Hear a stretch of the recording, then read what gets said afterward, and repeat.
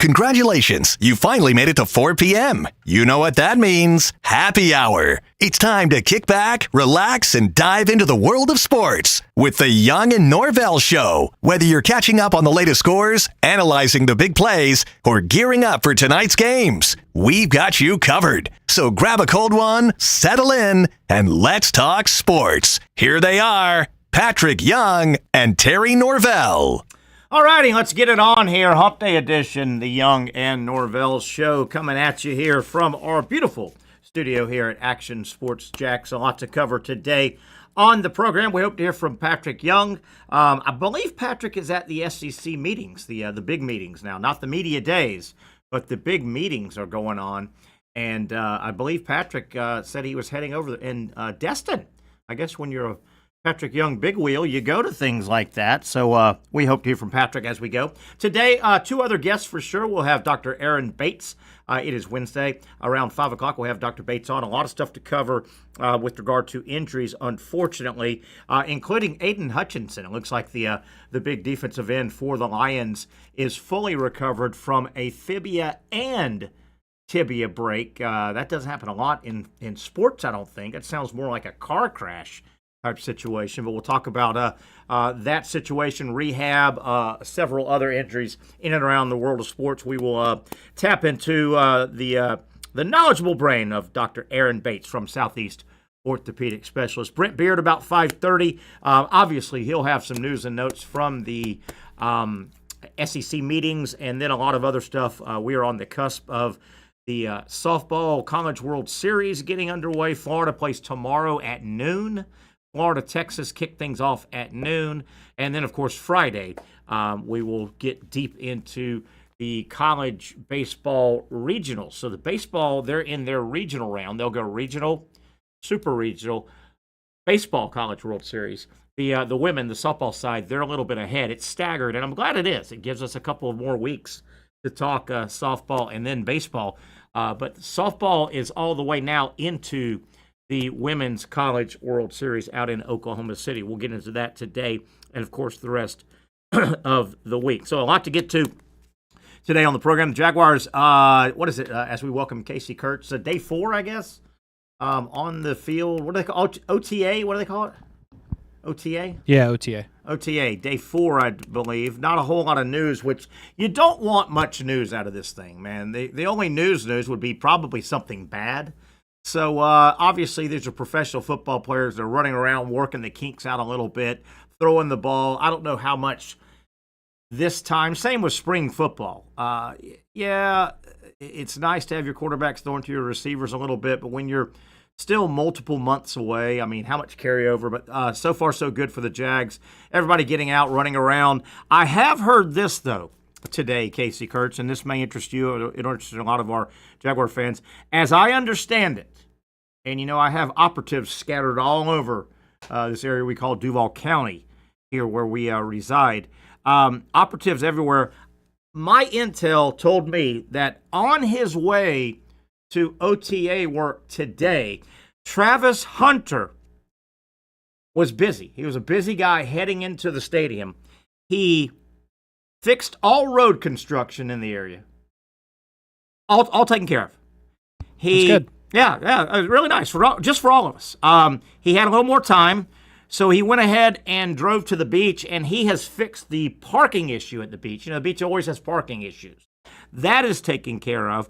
Went ahead and swung by the west side, and this is something we've been trying to take care of here in Dirty Duval for a long time, and we've got a pretty good handle. But as I understand it, Travis Hunter went ahead and cleaned up and finished off the bad smell on the west side, mainly from the pulp mill over there for years. Okay. The smell has been cleaned out of the west side, and just for the hell of it, while he was leaving the beach fixing parking issues, Travis Hunter, I was told by my operatives today on his way to OTA number 4, he went ahead and swung by Mayport, and he went ahead with his bare hands.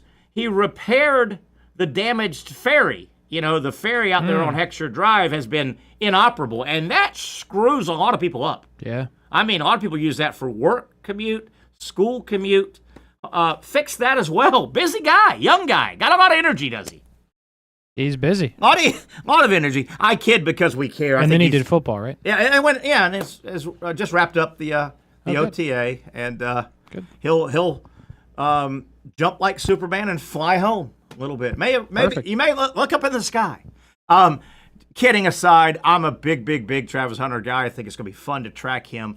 I just got to put the brakes. I do it every year, it seems like, but nobody listens. Duh.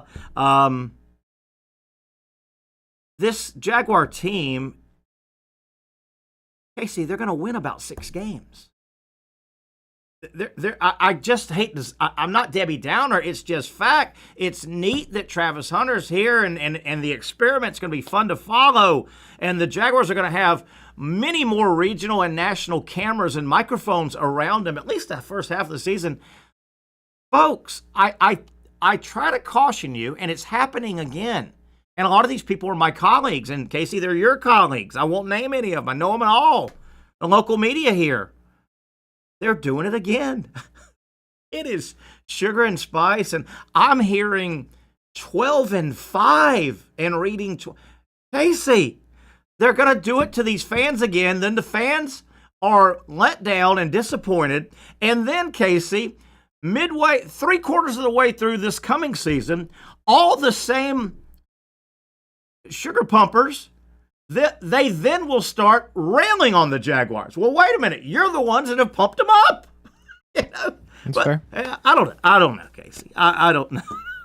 I kid because I care. NBA Finals are all but set. Did you see any of the game last night? I watched a tiny bit. Indiana scores 43 first quarter points. Mm-hmm. What? Come on, Knicks. Ran him out of the gym early. My God. Both are pretty much over. It's real tough to come back, right? Both of them are 3-1, right? Yeah. It's it does not look good for the Knicks. They cut it close a couple of times. They couldn't get there. Indiana's just a deeper team the way that it is. It hasn't worked well for the Knicks this series. And on the other side, Oklahoma City's just really good. Yeah, they are. Looking ahead, we've got a week or two, a full week probably before they actually get playing.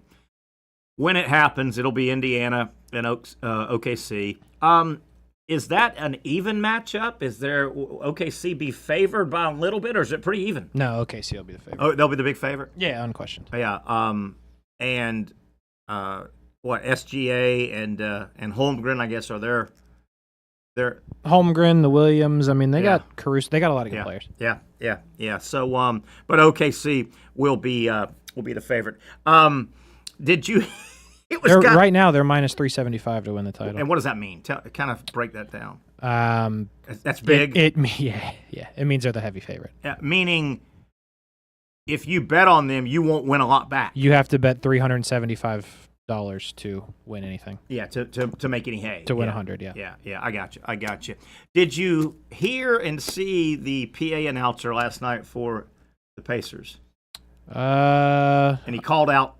The game was in obviously in Indiana, but he calls out Spike Lee.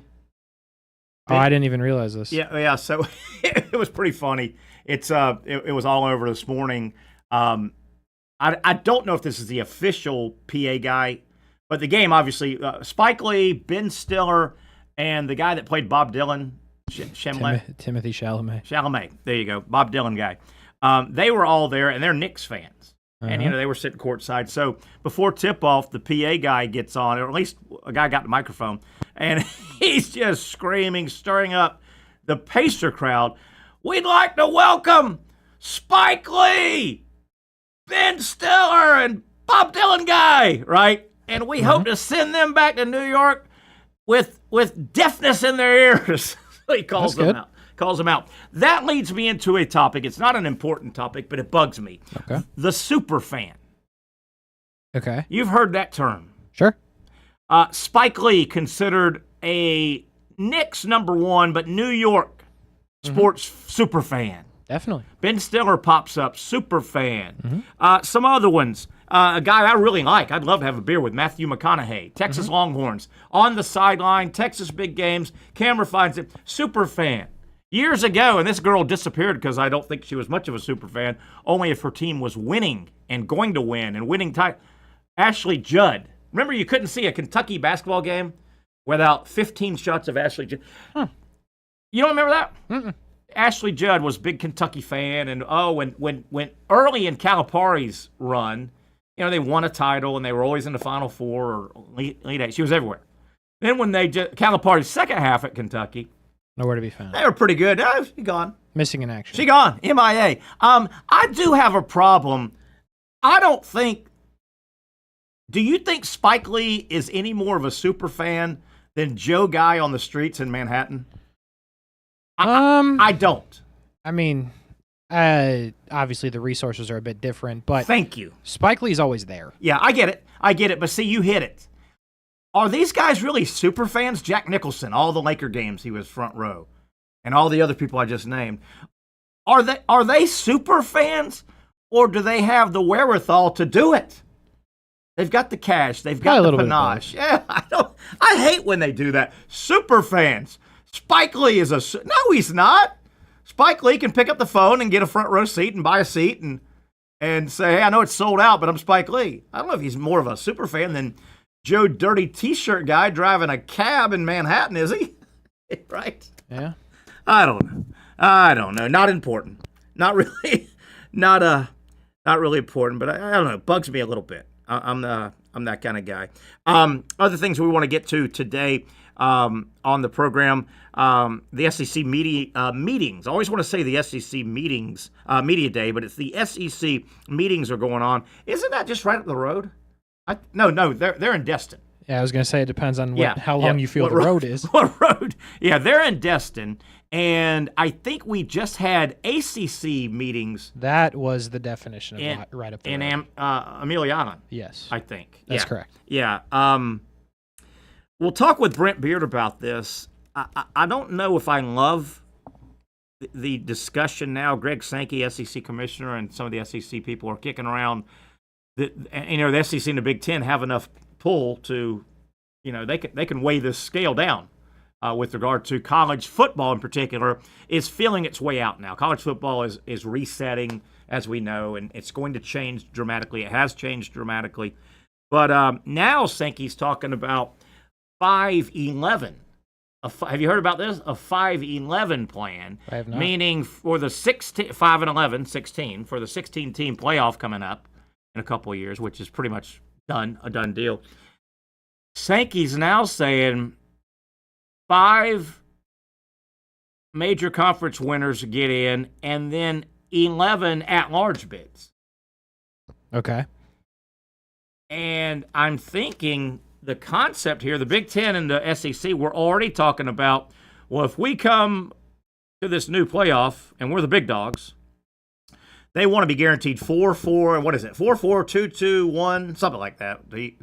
But the SEC wants to be guaranteed 4, and the Big Ten 4 spots in the football playoff. And you may say, well, wait a minute. This other way, I think if this is passed, the thought process for the SEC and the Big Ten is, wait a minute. There may be some years where our champion gets in automatically, and we may have 4 others that should get in that'll get one of the 11 bids. And we'll get 5 in. Maybe get 6 in some special years. Never know. What I don't like about this is, and I think college football will finally, it may take them the glacier time frame of 20 years. I hope it doesn't. But if you have 11 at-large bids, that means you still have a blankety, curse word, committee picking teams. College football, college sports, but college football needs to get away from committees. That's your right? Committees are you got to get out of the committee voting. Sure. The NFL plays games on the field.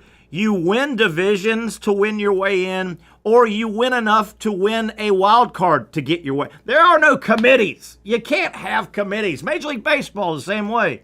The NBA. Casey, they've got to get away. There's 2 things that college athletics, but college football really needs. If I was the czar of college football and I had the magic wand, because what I'm going to bring up is not easy, and I hate throwing out things without having answers, but some of this I don't. Two things that have to happen. I think they will, but I hope they don't take 20 years from now because the college football is notoriously slow. Number one, and this is going to be tough, but it's got to happen, and it's mimicking the NFL. Somehow, some way, the college football players have to have representation. Okay. Right? The NFL has the Players Association. Mm-hmm. That theoretically has the same pull and power as the owners. Mm-hmm. And they negotiate with each other to get things done. College football, it is a different animal because players are going to, it looks like, cycle through. NFL, players can stay around for 4, 5, 6, 7, 8, 9, 10 years. I don't know how they're going to do it, Casey, but the players have to have representation. Who is it? It's got to be a separate entity, right? With the players' best intentions. Yes. Right? I don't disagree with any of this. I don't know how they're going to do, but you've got to have that. Create a business. It's not that difficult. Yeah. But I mean, are there actual active players on the board? I would say very recent. Are there, when they cycle out of college, do you just keep replacing them? Yeah, I think you look at like the people that were in it first right off the rip. So like to me, Quinn Ewers is somebody I would want on that board. But would that cycle? Would you be able to stay on? When you leave college football, do you care? You're in the NFL, or you've moved on with your life. Well, I think if you're talking about the Travis Hunters, like, yes, you've moved on with your life and you're a great NFL player. Yeah. Quinn Ewers is likely not to have a great NFL career. Maybe. So I think you look at the ones like in that realm that definitely played a part in NIL, and then like the Riley Leonards, if he doesn't end up being the quarterback of the Colts. Like guys who would be Spencer Rattler would be a great one. Now, you probably need the entity we're talking about has got to be separate. It can't be, it's got to be separate, but have power from the NCAA or whatever organization runs the actual structure, right? The players got to have their own representation. Definitely. I don't know how it could be sticky, but that group, if it has a board and some player representatives, the CEO and the board of trustees, they can't be related at all to the NCAA. It's got to be separate. Yep. And then you got to make sure that there's no, I don't want to say collusion. What's the word? You can't. Collusion's about the word. Collusion. Can't be any backroom deals. Can't be any. Hey, 52-year-old whoever, established businessman that has the title of CEO of the College Football Players Association. You can't be having any blink your lights twice in a back alley meetings with NCAA guy. Mm-hmm. It's got to be separate. It's going to be hard to do, but that's what really needs to happen, number one. Number two, we just talked about college athletics, college football. You've got to get structured to where there is no voting to see who gets in. Committees got to go. Committees have got to go. Now, I think that's a lot easier. My second one there, eliminate committee choices. Casey, I think that's a lot easier, and we're getting there. I just wish the two big boys that can get us there are the SEC and the Big Ten. Sure. You can see the setup, but I'm scared it's going to take 20 years. The setup is, okay, we may have to hurt some feelings, but it's time. We can start our own entity, mirror it like the NFL. We'll come up with the names. The names and all will happen. The Big Ten will play the role of the AFL in the NFL, right? The SEC will play the role of the NFC, AFC, NFC, right? Sure. And then the SEC has 16 right now. The Big Ten has 18. Both of them, you say, it's time to play big boy. This is pro football. It's not, let's help East Tennessee State have a football program and run some players. No. You bump up the SEC to 24. You bump up the Big Ten to 24. You break them into 6, 6, 6, 6. divisions, right? 4 16 divisions. Yep. 4, and you go there like you follow the NFL's model. Your division winners get in. You've done something. Yay. Okay. Your wild cards. You figure the wild cards out, but everything's done on the field. Not Condoleezza Rice and Jim Grobe, former coach at Wake Forest, and the guy that coached Spike Dykes' dad from TC, right? Mm-hmm. That's the second. You got to get rid of committees. The NFL, I keep saying it, Casey, the NFL model is there for the taking. Not that difficult. Is it not? Couldn't me, you, and a couple of attorneys figure this thing Feels out? like it because they already laid the groundwork. You don't have to do anything. Just take it. Yes! Yes!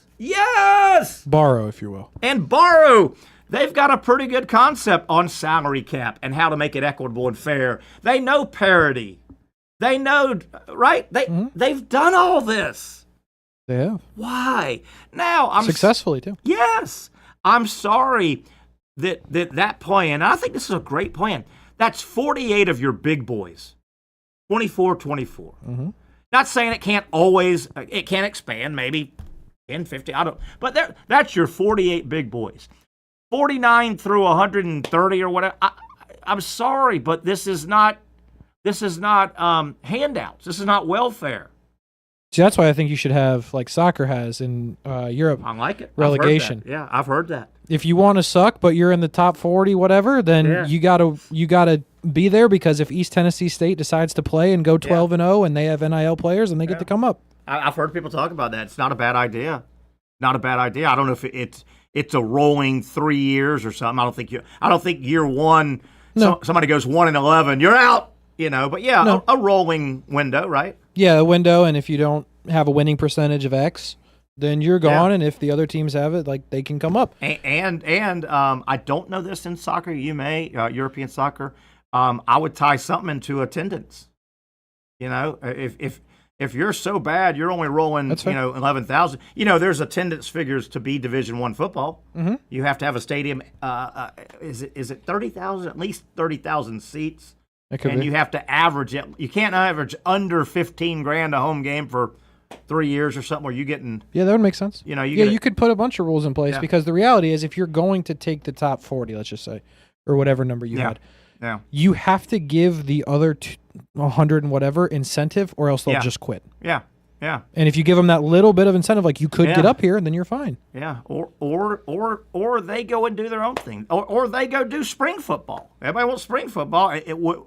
Maybe there'd be enough interest in that. I don't know if there'd be enough interest in that. Do your own spring football thing, Division II, Division III, Division A, NAI, whatever. Mm-hmm. I don't know. It just the real issue, I think, that would help is figuring out college football now, pro college football player representation. That is a big one. Because when that hurdle gets crossed, then you really, we think the salary cap should be X. Well, the schools, and I always say this to people, look at it, the schools are basically the owners, the NFL owners, right? The player reps representation I'm talking about is basically the NFLPA. The schools are the ones paying the bills. And people say, well, Terry, because I see a day, Casey, will I still be around? I don't know. But I definitely see a day where the student part is gone. Right. The student part is gone. This is just another pro football league, probably designed for more of a development, but college football is not going to go. But I see that, and people have asked me, well, Terry, if the student part goes away, why are colleges involved at all? And I'll give you a good answer. I think colleges have a lot of money, and they look to invest their money. College football with these contracts and these payouts, it's a great investment.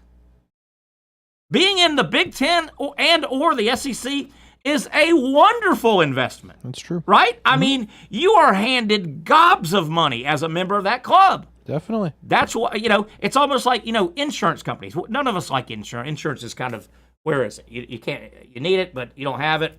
Insurance companies are some of the most wealthy industries in the world ever. They have to do something with their money. Have to. They buy land, they buy banks. There you go. But no, I see a day where the student part's gone, and you also have to think about federal funding, because these schools get a lot of federal funding, and that gets into Title IX, and wait a minute, why are we funding you if you don't have an education side? But no, I see a day that the student part will be gone. Do you, Casey? I think it'll be tough, but it's not out of the realm of possibility. Yeah, interesting. Wow.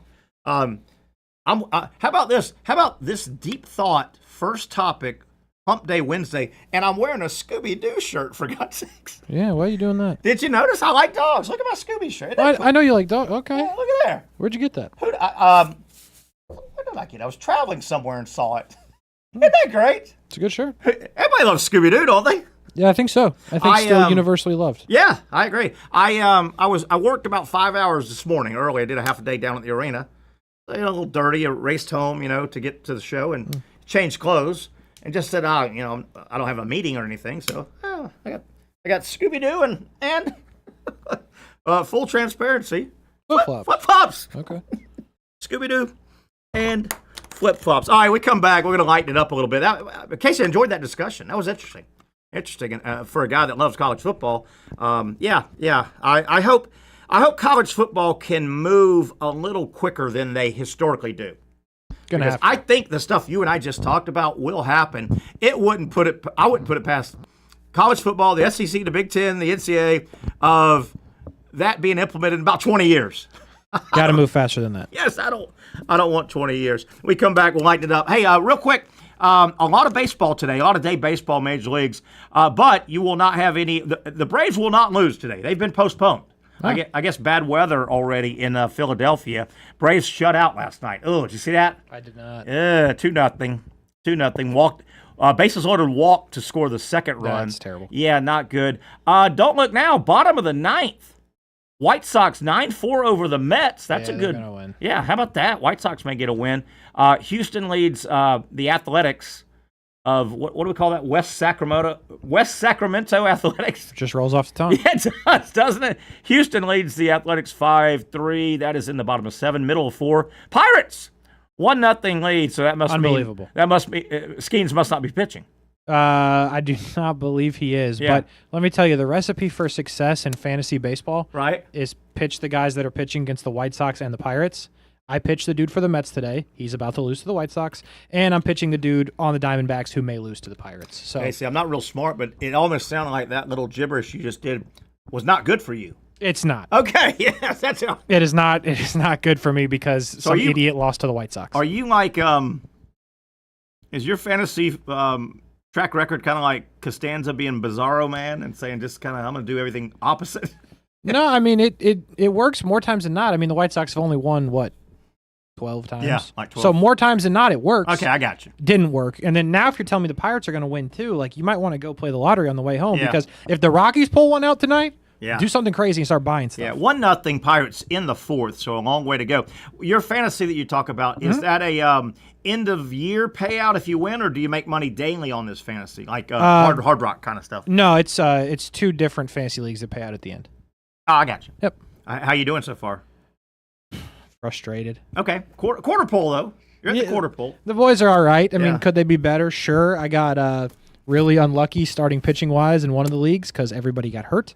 But, we're powering through. As we go to break here, you know the gambling world a lot more than me. I play around. Patrick plays around with a little bit. First time ever. Got how the Hurricanes doing for you? I don't like them. Okay. Don't like them at all.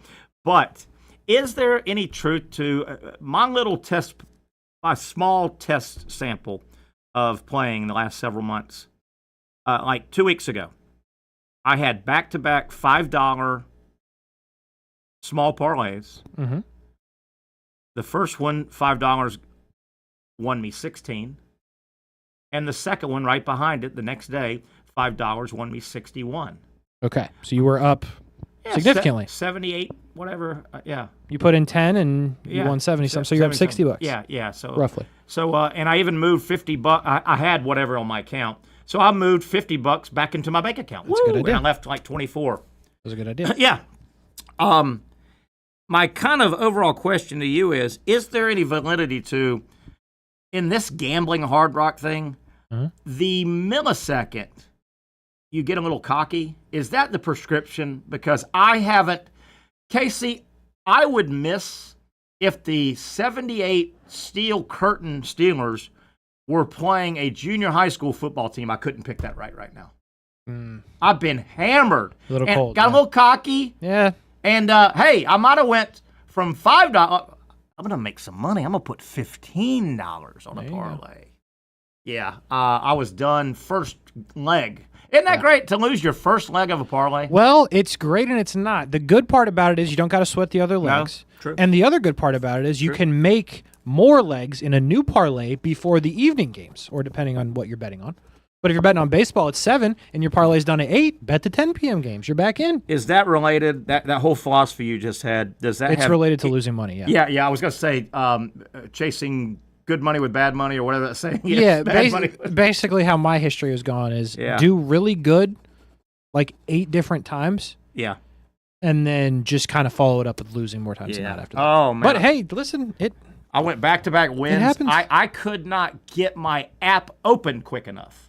Oh yeah, that happens. When I went back-to-back. And I'm, here's a 7-leg parlay. Let's do $15. I'll win $1,092. Yeah, that's the downfall. Can't do that. Boy, those 7. And you know, I don't know if they've changed the rules. You got to get them all right. You can't miss one. Yeah. That is the big holdup. More times than not, you gotta that's get a 'em big all. hole in the... Listen, it can happen. I know. It's rare, but it can happen. Yeah. My buddy showed me a $2,000 win he had. Oh yeah. He showed it to me. It was green as. Oh, it happens. Yeah, I've done it. It happens. He did, 7 or 8 legs, and $2,000. There you go. Is not that I'll ever need to know this. Is this kind of winning? Is it taxable? Oh yeah. It is. You gotta. Oh yeah. You gotta claim it. Oh, Yeah. First of all, you got to get over $600, right? Yes. Yeah. Oh no. If they listen, if you get the right amount of numbers, they will send you a form. They will. Oh yeah. I would love to have that problem. Yeah, it's not bad. Right. Would love to have it. Let's It's take a not break bad. here. Cruising through the first hour. We'll have Dr. Bates at 5, as always, from Southeast Orthopedic Specialists. Brent Beaird coming up at 5:30. Some other topics we'll get to before that, including, the 2025 cheese roll. The cheese roll took place. And this will lead us right into Dr. Bates' injuries, right?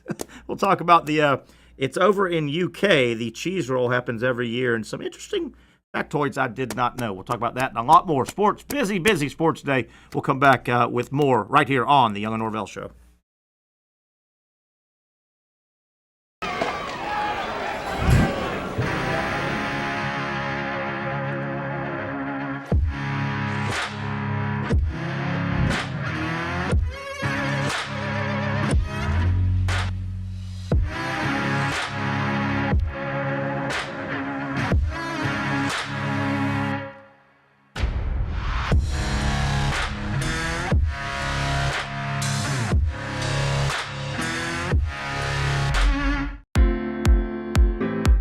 At Southeast Orthopedic Specialists, we know pain and injuries can stop you from doing what you love.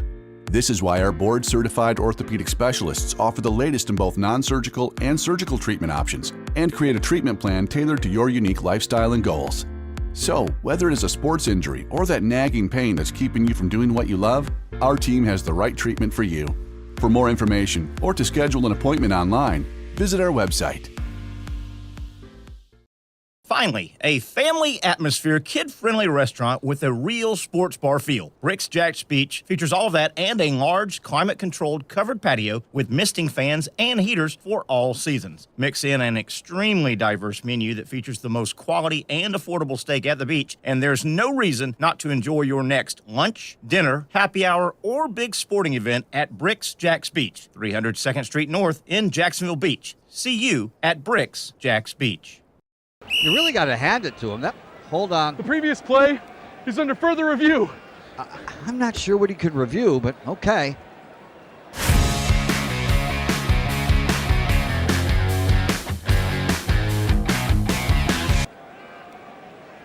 Sure has been a while. Dynamic Hurricane Grill and Wings for the football season. Well, there he is. Oh, what is that? The Action Sports Jacks 24/7 network is streaming. I'm Stuart Weber, and I'm here to teach you a nice 3-step process on how you can watch all your favorite programming, from the Brent and Austin Show every weekday 10 a.m. to 1 p.m. or the Cup Date with me. It's fantastic. We talk NASCAR. It's a great time. Wednesdays at 1 o'clock. All right, first step, easy.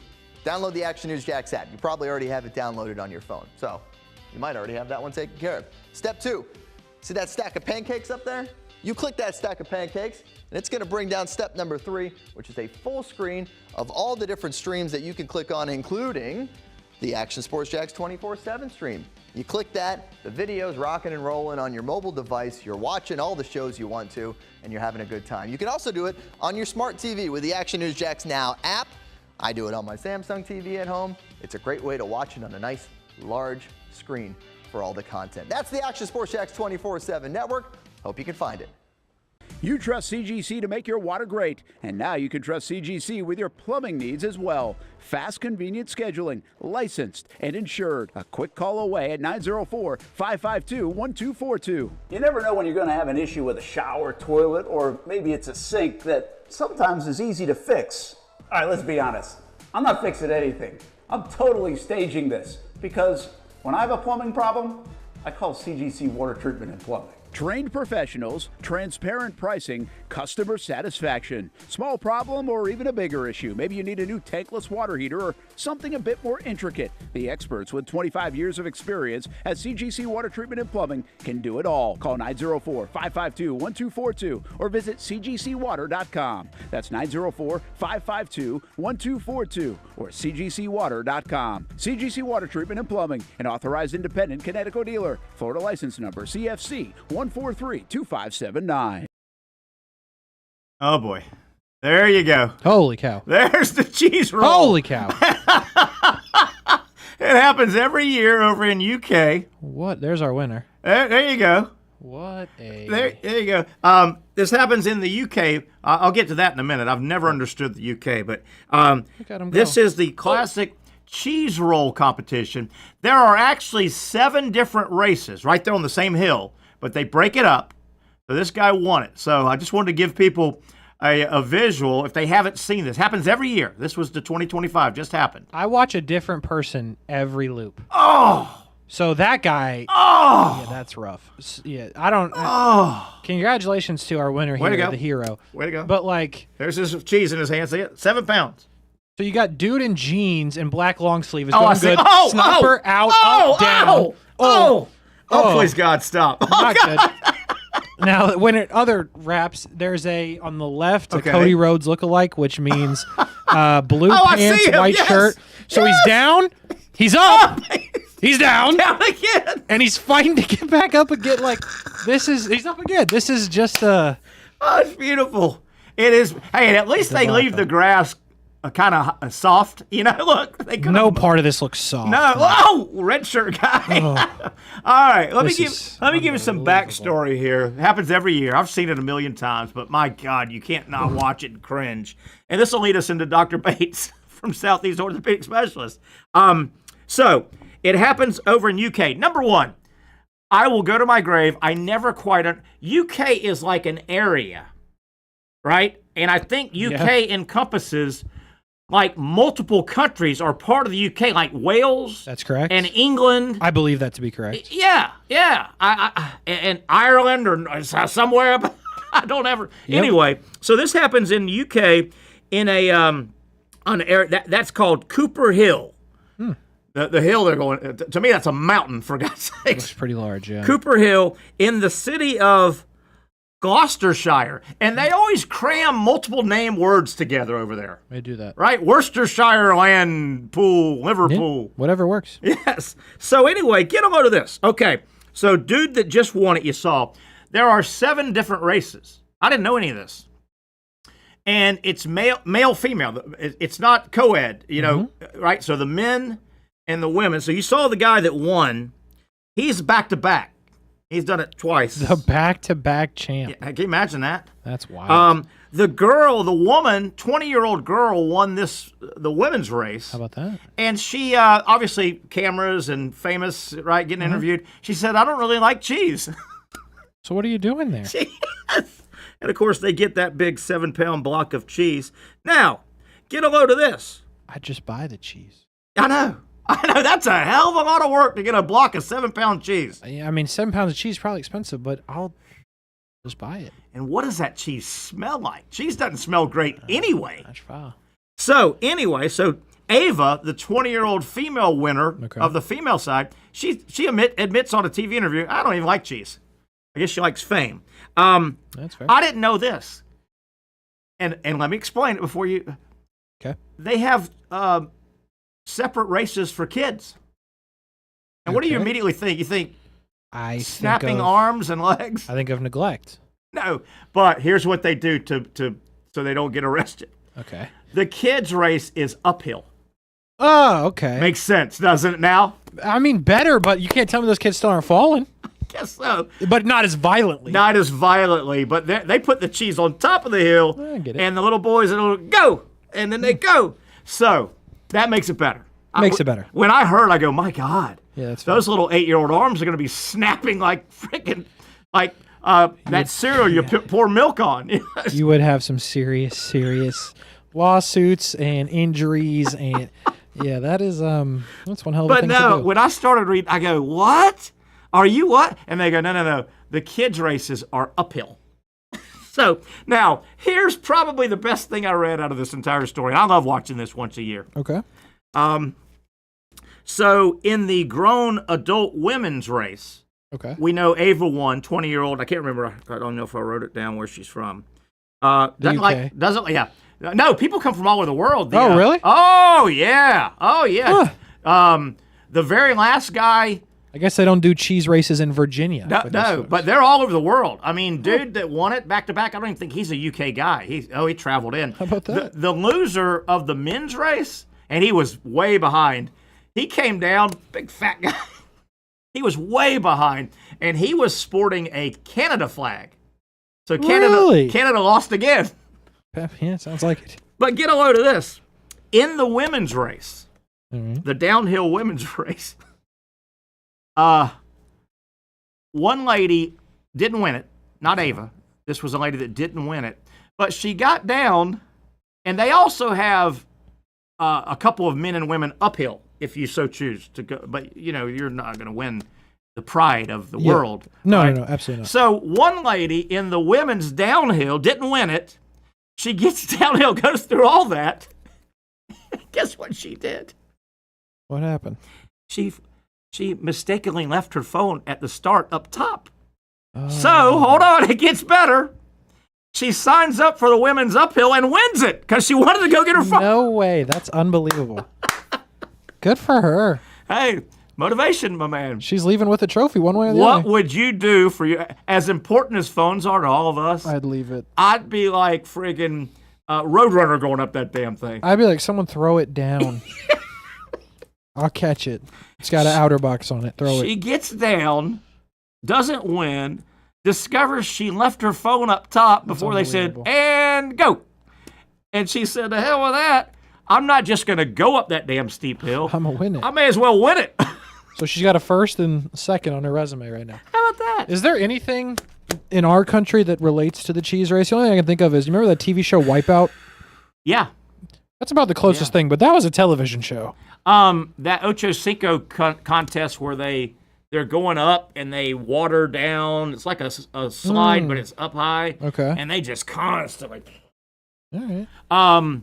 I don't know. Is there anything close? See, but both of those are like, sure, like, this looks like some people did for fun.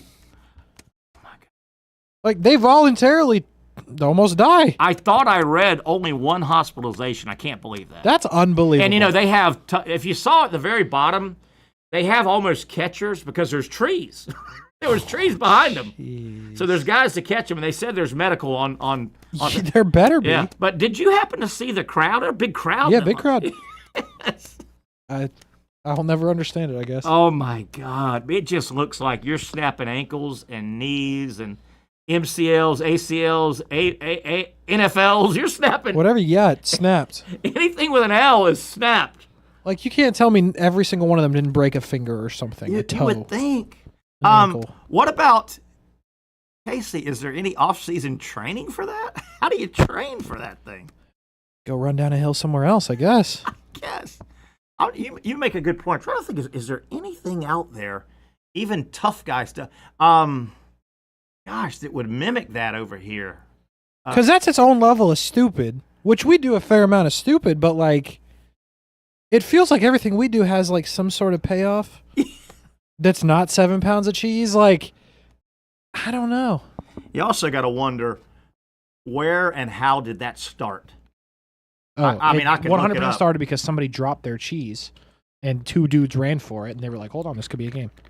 Who buys cheese at 7 pounds a pop? Where do you find I don't 7 know. pounds? Like, you go into the Costco version in the UK, and they've got 7 pounds of cheese. I don't know. It's all wrapped up nice now. That got me thinking just then.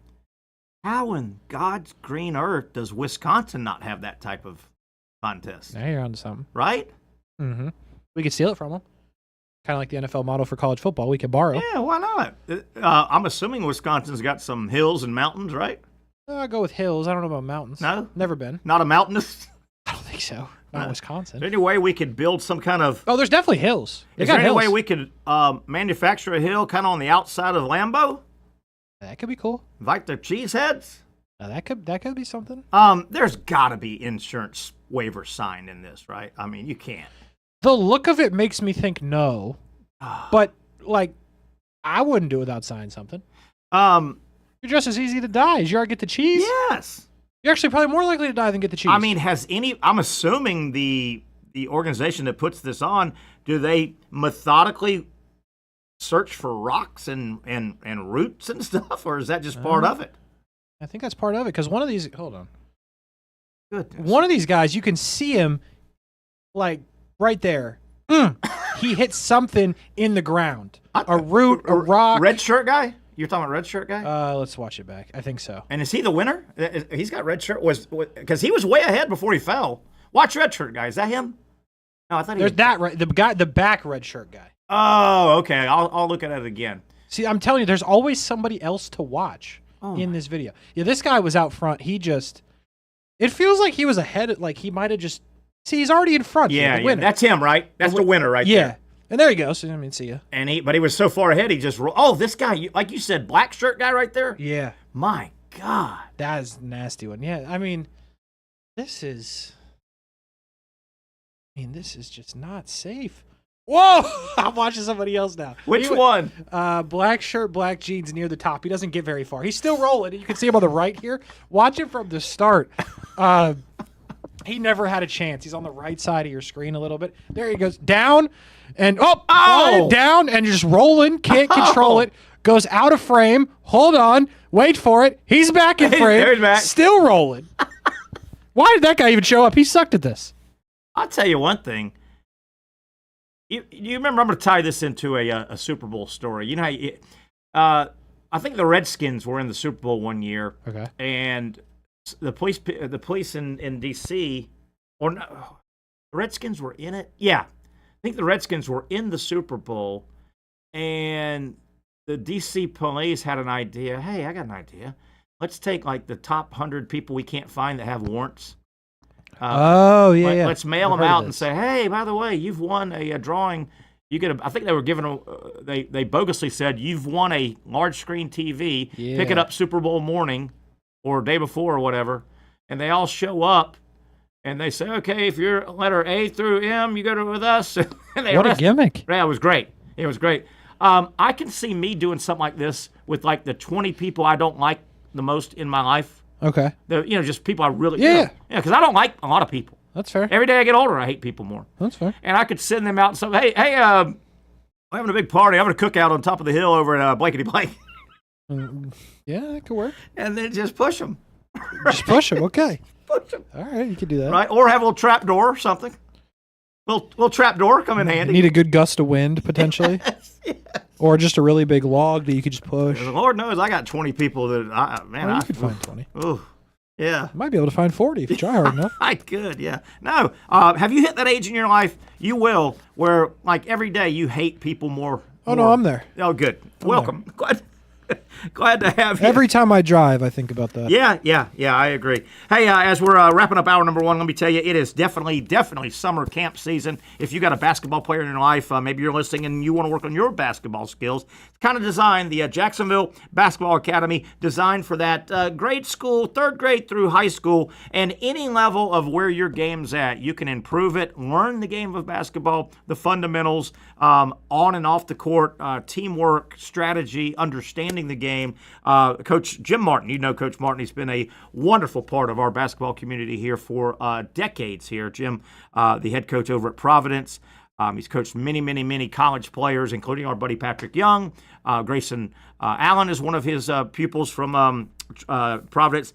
9 weeks of camp. It got going yesterday. They're individual camps weekly, so you've got plenty of time. You can sign up a couple of times, but the camps do fill up fast. They go from May 27th, which was just the other day, yesterday, all the way through August 4th.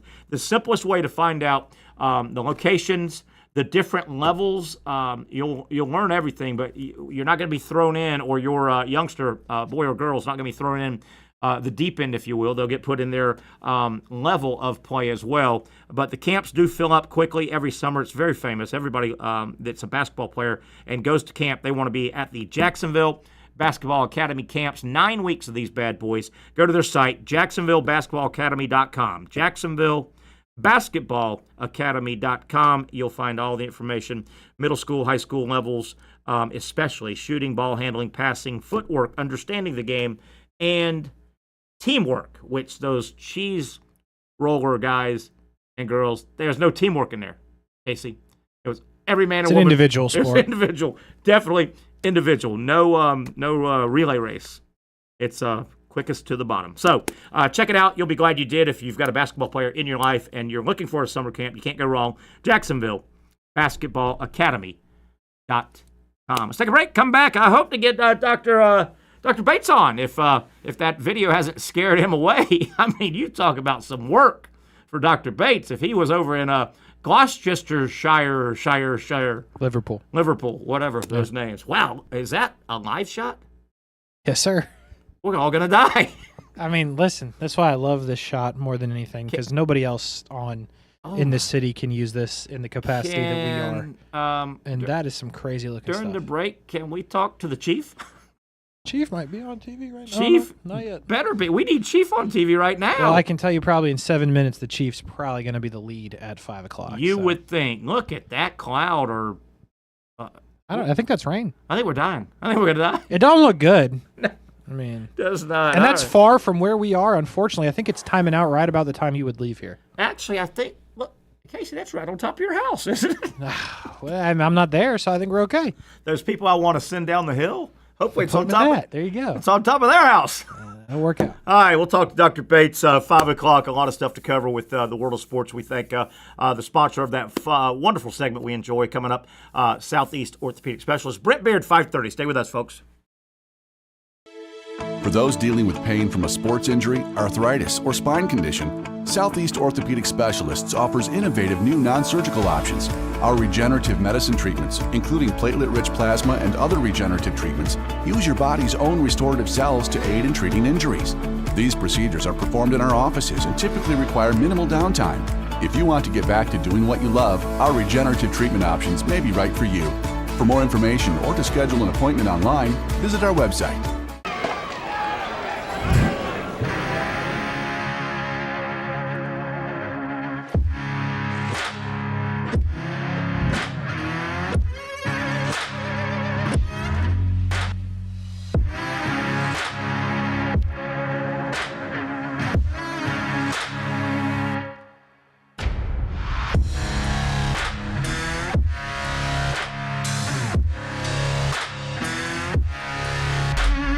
Finally, a family atmosphere, kid-friendly restaurant with a real sports bar feel. Bricks Jack's Beach features all of that and a large, climate-controlled covered patio with misting fans and heaters for all seasons. Mix in an extremely diverse menu that features the most quality and affordable steak at the beach, and there's no reason not to enjoy your next lunch, dinner, happy hour, or big sporting event at Bricks Jack's Beach, 300 2nd Street North in Jacksonville Beach. See you at Bricks Jack's Beach.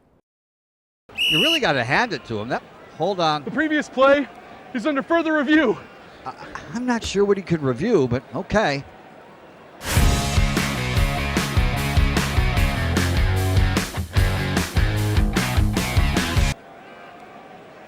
Sure has been a while. Dine in at Hurricane Grill and Wings for the football season. Well, there he is. Oh, what is that? Hey everyone, Olivia Tasley here from Action Sports Jacks to tell you all the different ways you can watch our new 24/7 network. 3 easy steps. You don't even need a pen and paper to write it down. Step number 1, download the app. Search Action News Jacks in your app store either on your phone or your smart TV. Then, once you're on the app, click on that little drop-down menu in the upper left-hand corner with the 3 little lines. That'll show you these options, and boom, right here, click Action Sports Jacks 24/7, and you will be brought to our continuous stream channel. That app can be accessed through all these different platforms. Whether you have Roku, Fire TV, Smart TV, Apple TV, or Google TV, you can find our app. Now, if you don't have access to the app, don't worry, we still got you covered. We're across all social media platforms from Facebook, Instagram, X, YouTube, Twitch. We have a podcast channel. Plus, check out our short reels on our TikTok. Action Sports Jacks 24/7. It's on all the time and everywhere.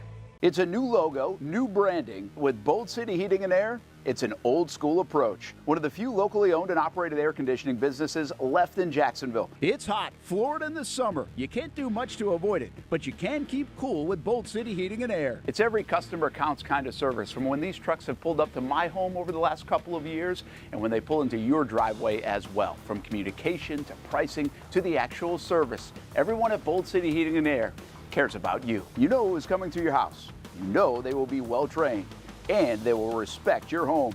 Air conditioning convenience at boldcityac.com. Stay cool while it gets hot. Bold City Heating and Air can help.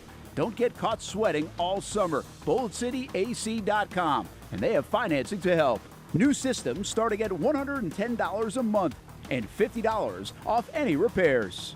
Stay safe, stay comfortable with Bold City Heating and Air at boldcityac.com. Homegrown in your hometown. All right, there's that ominous-looking shot. It is a gorgeous shot, unless you don't like hurricanes or tornadoes or whatever that thing is coming at us. Welcome back to the Young Norvelle Show. Terry Norvelle here. Patrick, I think, is in Destin. I believe he said he was at the SEC Media Days, probably through SEC Network. We've got Dr. Bates here momentarily, hopefully, and as we do every Wednesday from Southeast Orthopedic Specialists, and Brent Beaird should join us around 5:30. Things we want to cover with Dr. Bates. Good news for Aiden Hutchinson, the very talented defensive end for the Lions, had his season cut short, only about 6 games in, and he was having a very, very big season, was Hutchinson. He suffered a broken tibia and fibia. Sounds painful. And yeah, definitely. And when we get Dr. Bates on, I want to ask him, in case I can throw it, I don't recall athletes breaking both of those bones very often. No, doesn't. I mean, not a familiar thing. I'll ask Doc, but that to me sounds more like a car crash. Sounds terrible, right? Because tibia fibia is the lower and the upper leg bone, right? I believe so. Yeah. But yeah, man, to me, I thought that was unique. That I just don't hear that out of the sports world. No. Very often. Maybe I just haven't paid enough attention. I want to ask Doc about that. A couple of other things in and around the world of sports injuries. Justin Verlander has been around a long time, a power pitcher. Obviously, he's not at the peak of his career. He has been out, and I've never really heard this muscle associated with throwing a baseball, but he's having issues. He's still out because of his damage to his pectoral muscle, his chest muscle.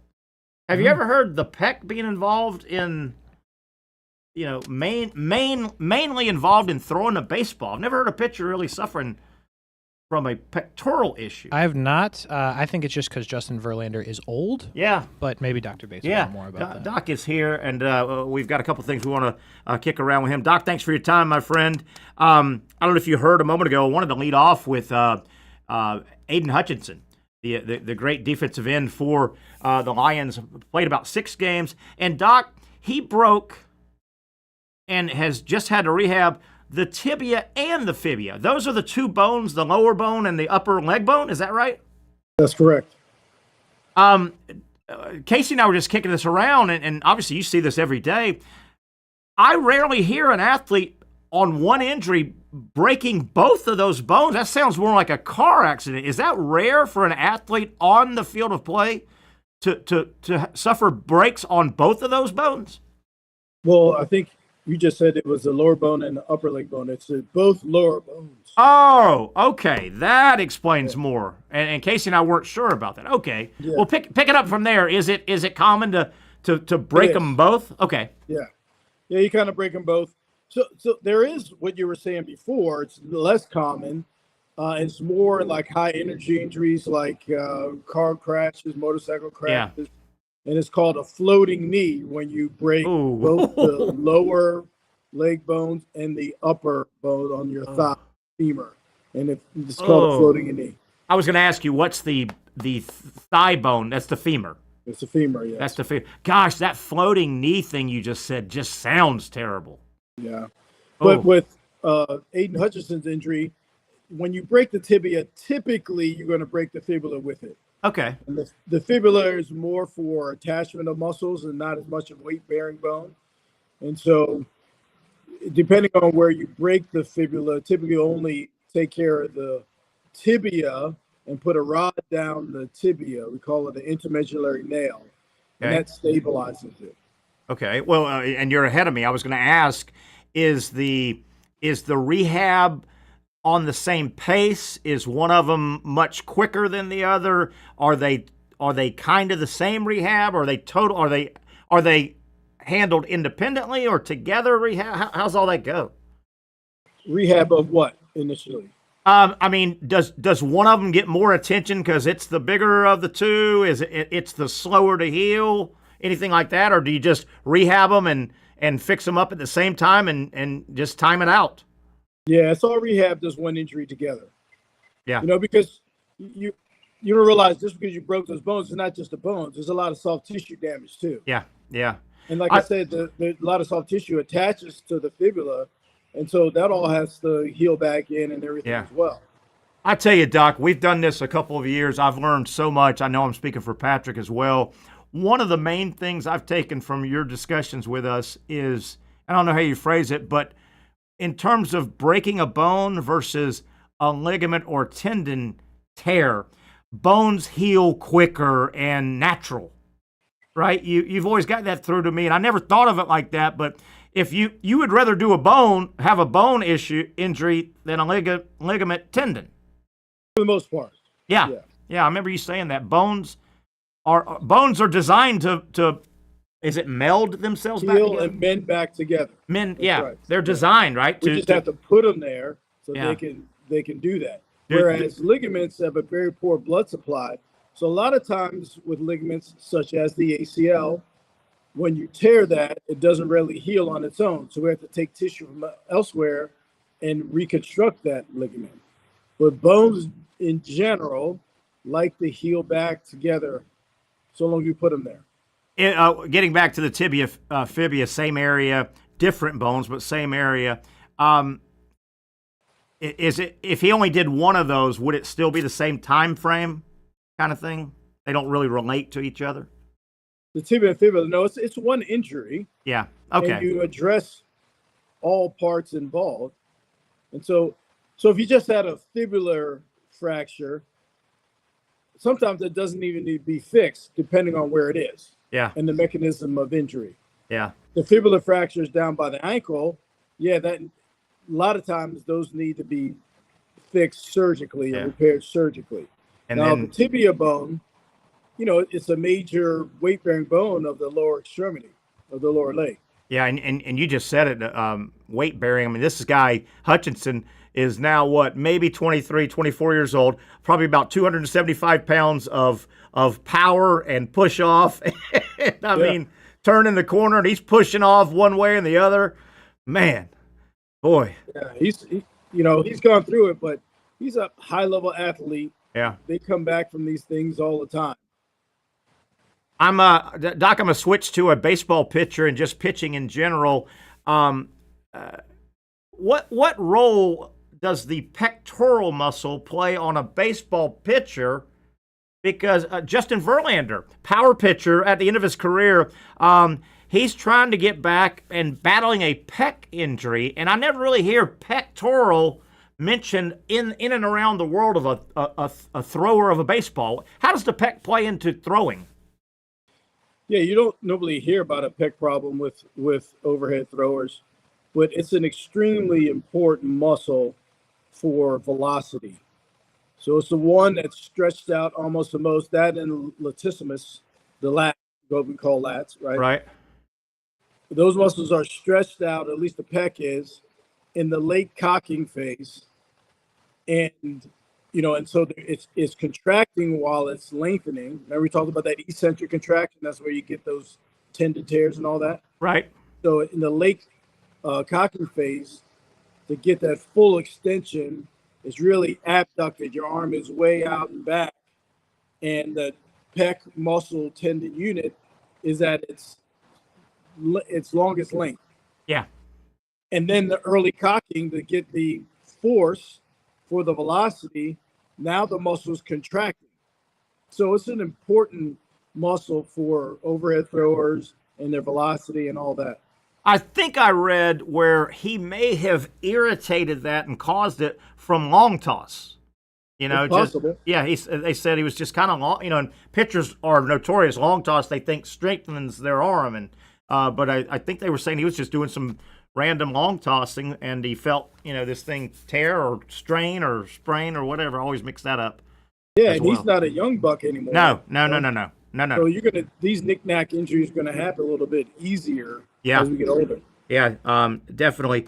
Doc, I wanted to ask you, and this is more of a, maybe I'm not in the world enough. We hear a lot of ACL, MCL. Those are knees, right? ACL, MCL. I don't hear anywhere near as much, even though a lot of guys are throwing baseballs, over and over again. UCL is the elbow, right? But I don't hear. Is this just me not being in your world, the medical world? I hear MCL, ACL much more than UCL, and I know they're different parts of the body. Is there a reason? Is it body mass, or why do I not hear the UCL? Even though a lot of guys are playing baseball a lot of times all over the country, throwing a lot of baseballs. Well, a couple things.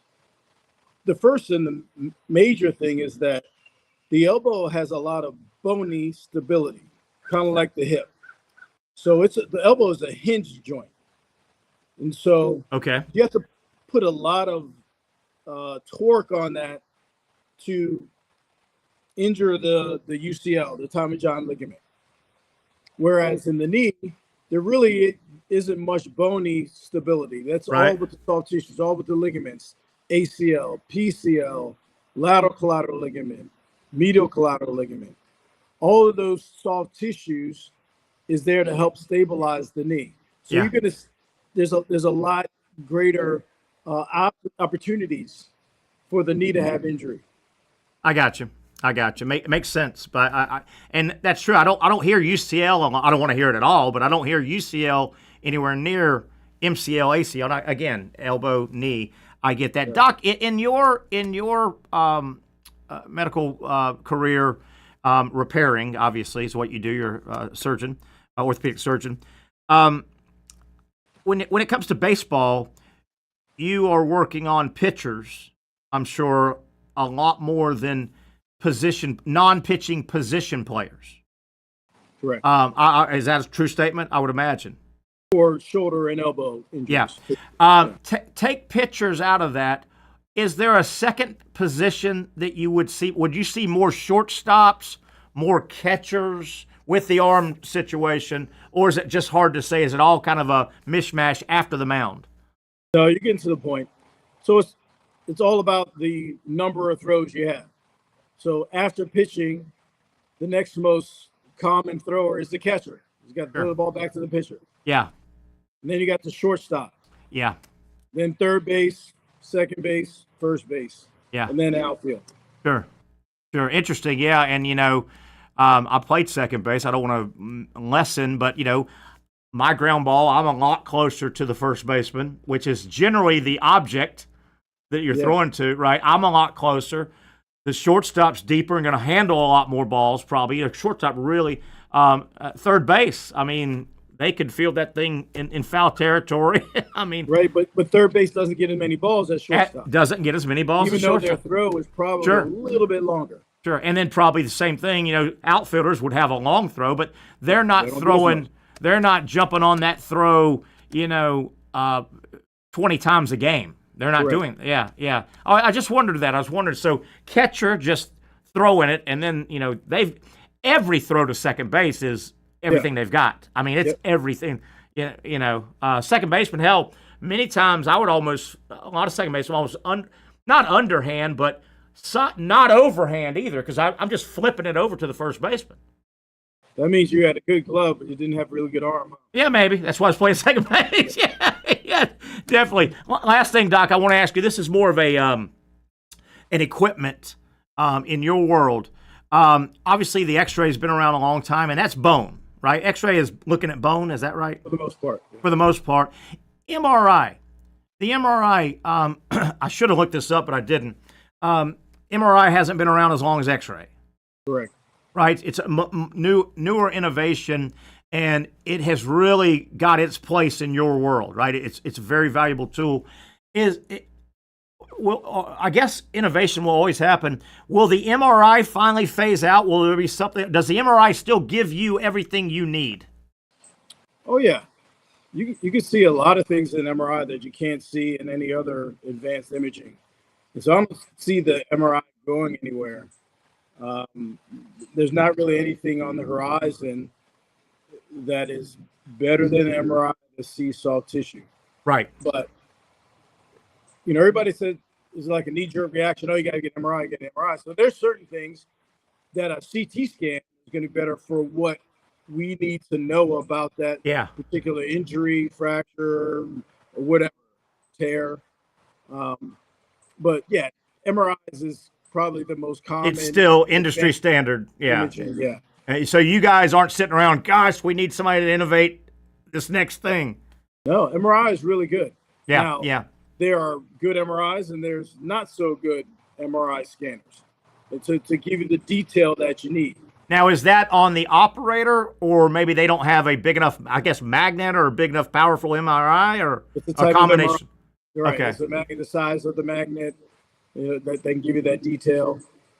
Now, I promise, last thing. I'm fortunate, knock on something. I've never had an MRI. I've known a million people that do, and I hear the horror stories. I know you hear people are like, oh gosh, it's you got to be still, and you get Jimmy leg, and you get in this tube. Will in your opinion, will that ever get a little more patient friendly, or is it just that's how it has to happen? I think so. In the beginning, when they had these open MRIs, so that folks that were a little more claustrophobic could go to, the open MRIs didn't really give as good of resolution, and we couldn't see as much. They're getting better now. Okay. So some of them are just larger bore MRIs. Some of them are just really open MRIs, but they're a little better quality. So I think they're still improving upon that. What is my standard to go to is the closed MRI. Closed. I'm going to get a better resolution of picture. And then if you said, okay, patient, we'll do an open.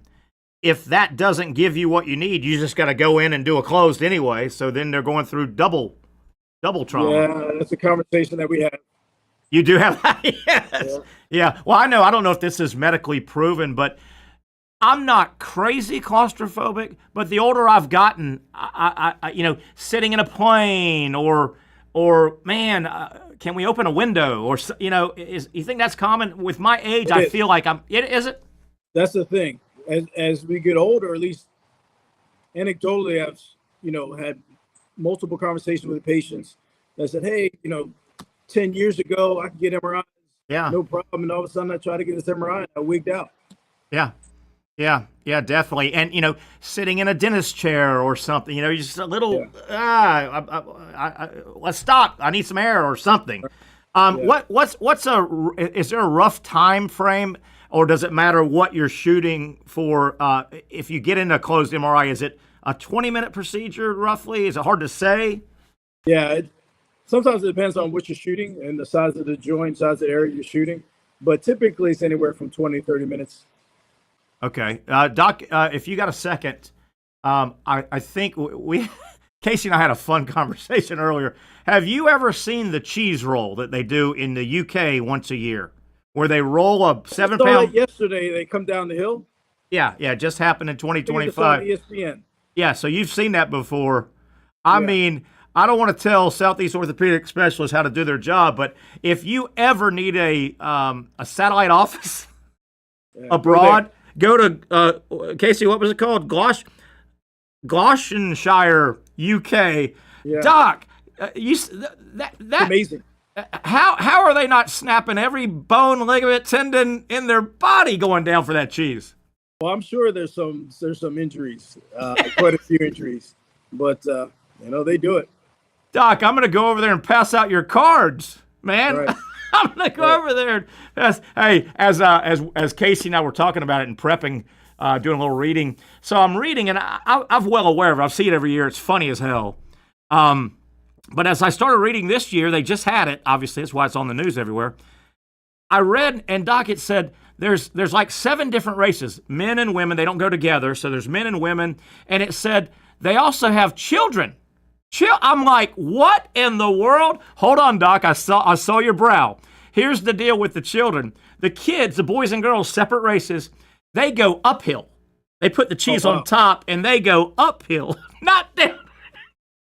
I was like, I would actually think that the kids would probably do better going downhill because they're a lot more flexible. They can take the impact a little bit more. But those are the ones that should go uphill. And Doc, you've seen it before. These aren't the most athletic adults coming down. I don't know what makes them want to do it, but they're not a bunch of distance runners or weightlifters or something. Something to do with that cheese, I guess. Here it is. Can you see it, Doc? Yeah, I see it. Wow. Look at. I mean, this is amazing. An orthopedic surgeon's just. I mean, goodness, a winner. Can you be called a winner if you did that? I mean, is that a winner? Look at these guys. Oh my.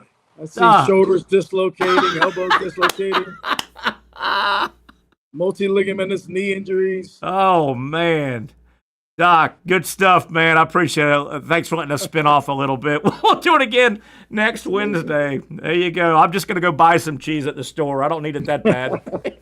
All right, Doc, that is our buddy, Dr. Aaron Bates. We've done it a long time. One of our favorite, probably our favorite segment of the week, sponsored, of course, by Southeast Orthopedic Specialists. Hey, man, if you have chased cheese like that and maybe ripped the rotator cuff, UCL, MCL, ACL, you tell me if you've got orthopedic needs. Here's the website to go to, se-ortho.com, se-ortho.com. That'll get you to a close location for Southeast Orthopedic Specialists. Also, if you've got a situation right now you need to be looked at immediately, no waiting room. Do not do that. Go to their website, find their no appointment necessary locations. They'll get you right out. You need right in and right out. You'll be on your way to diagnosing, finding out what the orthopedic problem is. Go with the best, Southeast Orthopedic Specialists. All right, let's take a break. Come back. Casey, have we got enough mileage out of that today, the cheese roll? We're doing good for him. He liked it. I didn't know if he was going to like it. He liked it.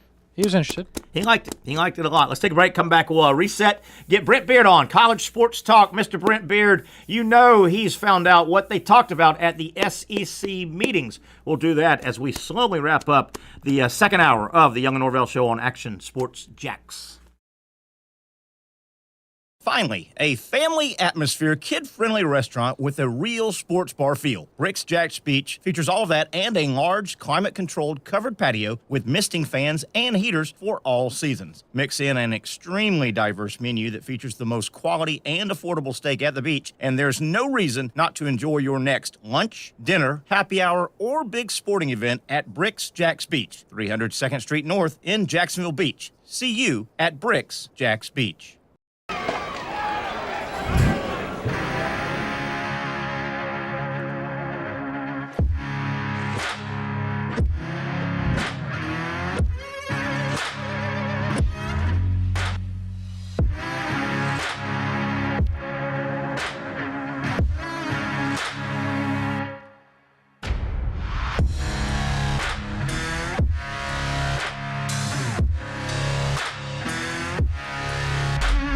For over 20 years, Southeast Orthopedic Specialists has been providing the highest level of orthopedic and spine care to patients throughout Northeast Florida. Now, we're making that same great care even more convenient with Southeast Orthopedic Specialists Direct, a walk-in clinic where you can be seen for pain or injuries with no appointment needed. Staffed by orthopedic physicians and specialists, we offer everything from diagnosis and treatment to imaging and bracing, all with no appointment needed. For more information, hours, and locations, visit our website. You really got to hand it to him. Hold on. The previous play is under further review. I'm not sure what he could review, but okay.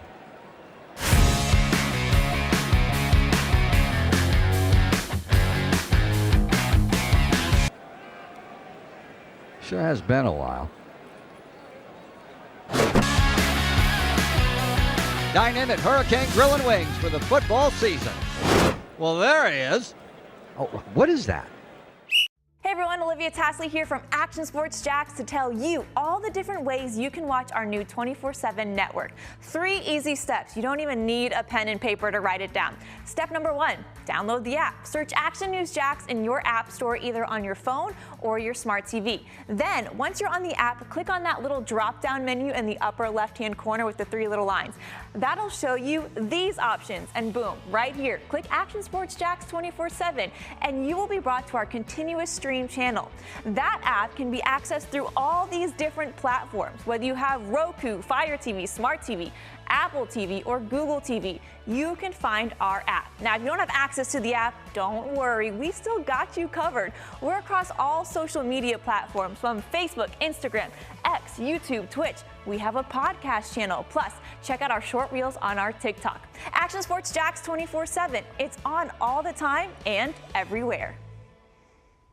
Summertime means sizzling sales at Nimnick Buick GMC. The #1 Buick GMC dealer in Jacksonville has lots of inventory to choose from with their best price guarantee. Nimnick never charges above MSRP. You can save up to $10,000 off select new GMC Sierras or get rates as low as 1.9%. You know, I'm a truck guy. GMC Sierra, my trim level is an SLT. This one's an Elevation. Pretty good looking color as well. So here at Nimnick Buick GMC, you have a lot to pick from.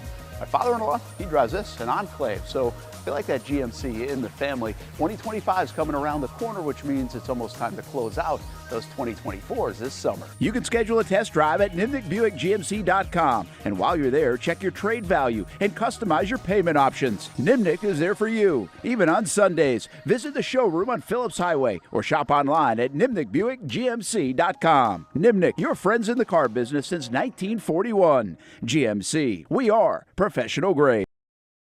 All right, again, special thanks to Dr. Aaron Bates, man. It's a lot of fun talking his business. Well, we don't like injuries, but obviously injuries and sports go together.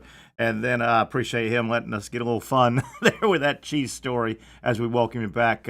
College Football Hall of Fame, a lot of college football being talked at the SEC meetings that are going on this week. Brent Beaird will join us here in a few minutes, and he'll have a lot of insight. I also want to ask Brent about the big news out of Gainesville yesterday. Alex Condon returning to the Gators. Huge news. I think Florida, with what they bring back, should be preseason 1. They will not be preseason 1 because they're not a blue blood basketball program. But good news out of Gainesville. We probably won't have time, Casey, to get in this story, and I may carry it over to tomorrow because I think it's terribly interesting, this story. Unfortunately, was it last week we lost Jim Irsay, the owner of the Colts, passed away at the age of 65. Did you happen to see, there's an article on ESPN today about Jim Irsay, the extremely avid collector. You happen to see that? I did not. Really interesting. He's a guy that now he spent a lot of money on a collection, mostly athletic and music items. But if we don't get time to get into this, really interesting. One of the last things he got into a bidding war with another rich person was he was bidding on the what do you call it? The Muhammad Ali Rumble. I'm looking for the name of it. Rumble in the Jungle Championship belt. Interesting. And obviously that was the match. He beat a huge upset over George Foreman.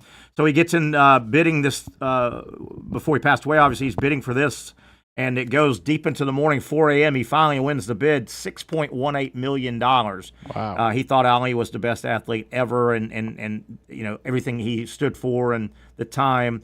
Irsay was widely known as one of the NFL's more influential and outspoken team owners. But yeah, he does a lot of collecting. It's an interesting story. We're going to get back to it probably tomorrow. All the stuff that he put in his collection. And real quick before we welcome Patrick Young, Casey, there was according to Irsay before he died, he has such a big collection of sports memorabilia and entertainment. Mm-hmm. Some extremely wealthy Middle Eastern guy contacted him, Irsay said, and said, I'll give you $1.13 billion for your entire collection. Wow. And he said, no way. That's... I mean, he had stuff like the drum head from the actual Ed Sullivan appearance, the first time the Beatles were on, the drum that says the Beatles, he had that, and David Gilmour's actual guitar from Pink Floyd, all kinds of stuff. I guess when money's not a problem, you can do that. Let's go to the vacationing Patrick Young, who looks absolutely like he's having a great time. Where the hell are you at, Patrick? I'm in Destin. Nice. What's going on? Tell us about it. What do you look like? You're by the pool. You know what's going on in Destin. Yeah. Have you been in meetings, or are you all party? What are you doing? No, yeah, this has not been it's not. I wouldn't call it a vacation until maybe now. Now I can kind of enjoy. And, okay. But yesterday, I got a chance. We had the welcome out here, and I'll give you guys a view. Oh boy. We had the welcome for. Oh, Casey, we don't have that, Casey. Yeah. This was and I had no idea that all the coaches, men's basketball, men's football, plenty of women's. I saw Kim Mulkey today as well. See, I turned my camera around. Man. I like it. There we go. Front camera. There we go. There we go. Really cool, man. Pete Thamel, I've got a chance to talk with him for a long time. You know, Pete Thamel. Great writer. Had his ear to the ground on all this stuff, and Paul Feinbaum show is being shot. You might. Oh crap. Yeah, we can see it. Yeah, behind you. Oh, he fumbled. Basketball player fumbled right there. But anyway, Patrick is at the SEC meetings. As I said, obviously he's there representing the SEC network and the basketball side. We'll get Patrick back. Man, how is that? Okay, Pat, you're back. Thumb slip. Yeah, there you go. Cool. You might be noticing my hat. I like it a lot. And what's really cool about this hat is that I made it. What? I love that. I put there's a company here, and I think they're going to blow up. It's called Patched. You get to make your own custom hat. They have a bunch of patches and regular hats. I just chose this because that's a good-looking hat. So many regular caps. I have so many regular caps. Yeah. And I'm like, I am actually going to use this when I go outside. Absolutely. Yeah, man. Absolutely. You know, and I'll say this. You know, right now there's just a lot of grievances and posturing. Nothing really, because Judge Wilkins, she's the one out in California that, you know, when July 1st comes around, if she makes a decision on rev sharing, on what that's going to look like, that's going to change everything. So right now, everyone's trying to posture and figure out what can we start doing to be ready for that. And the judge wants them to not. But I'm like, after July 1st, how much time until football season starts? I know. You know? And Paul Feinbaum had a point. He's like, man, we're talking about all this stuff. let's just kick the damn football and get going, man. Yeah.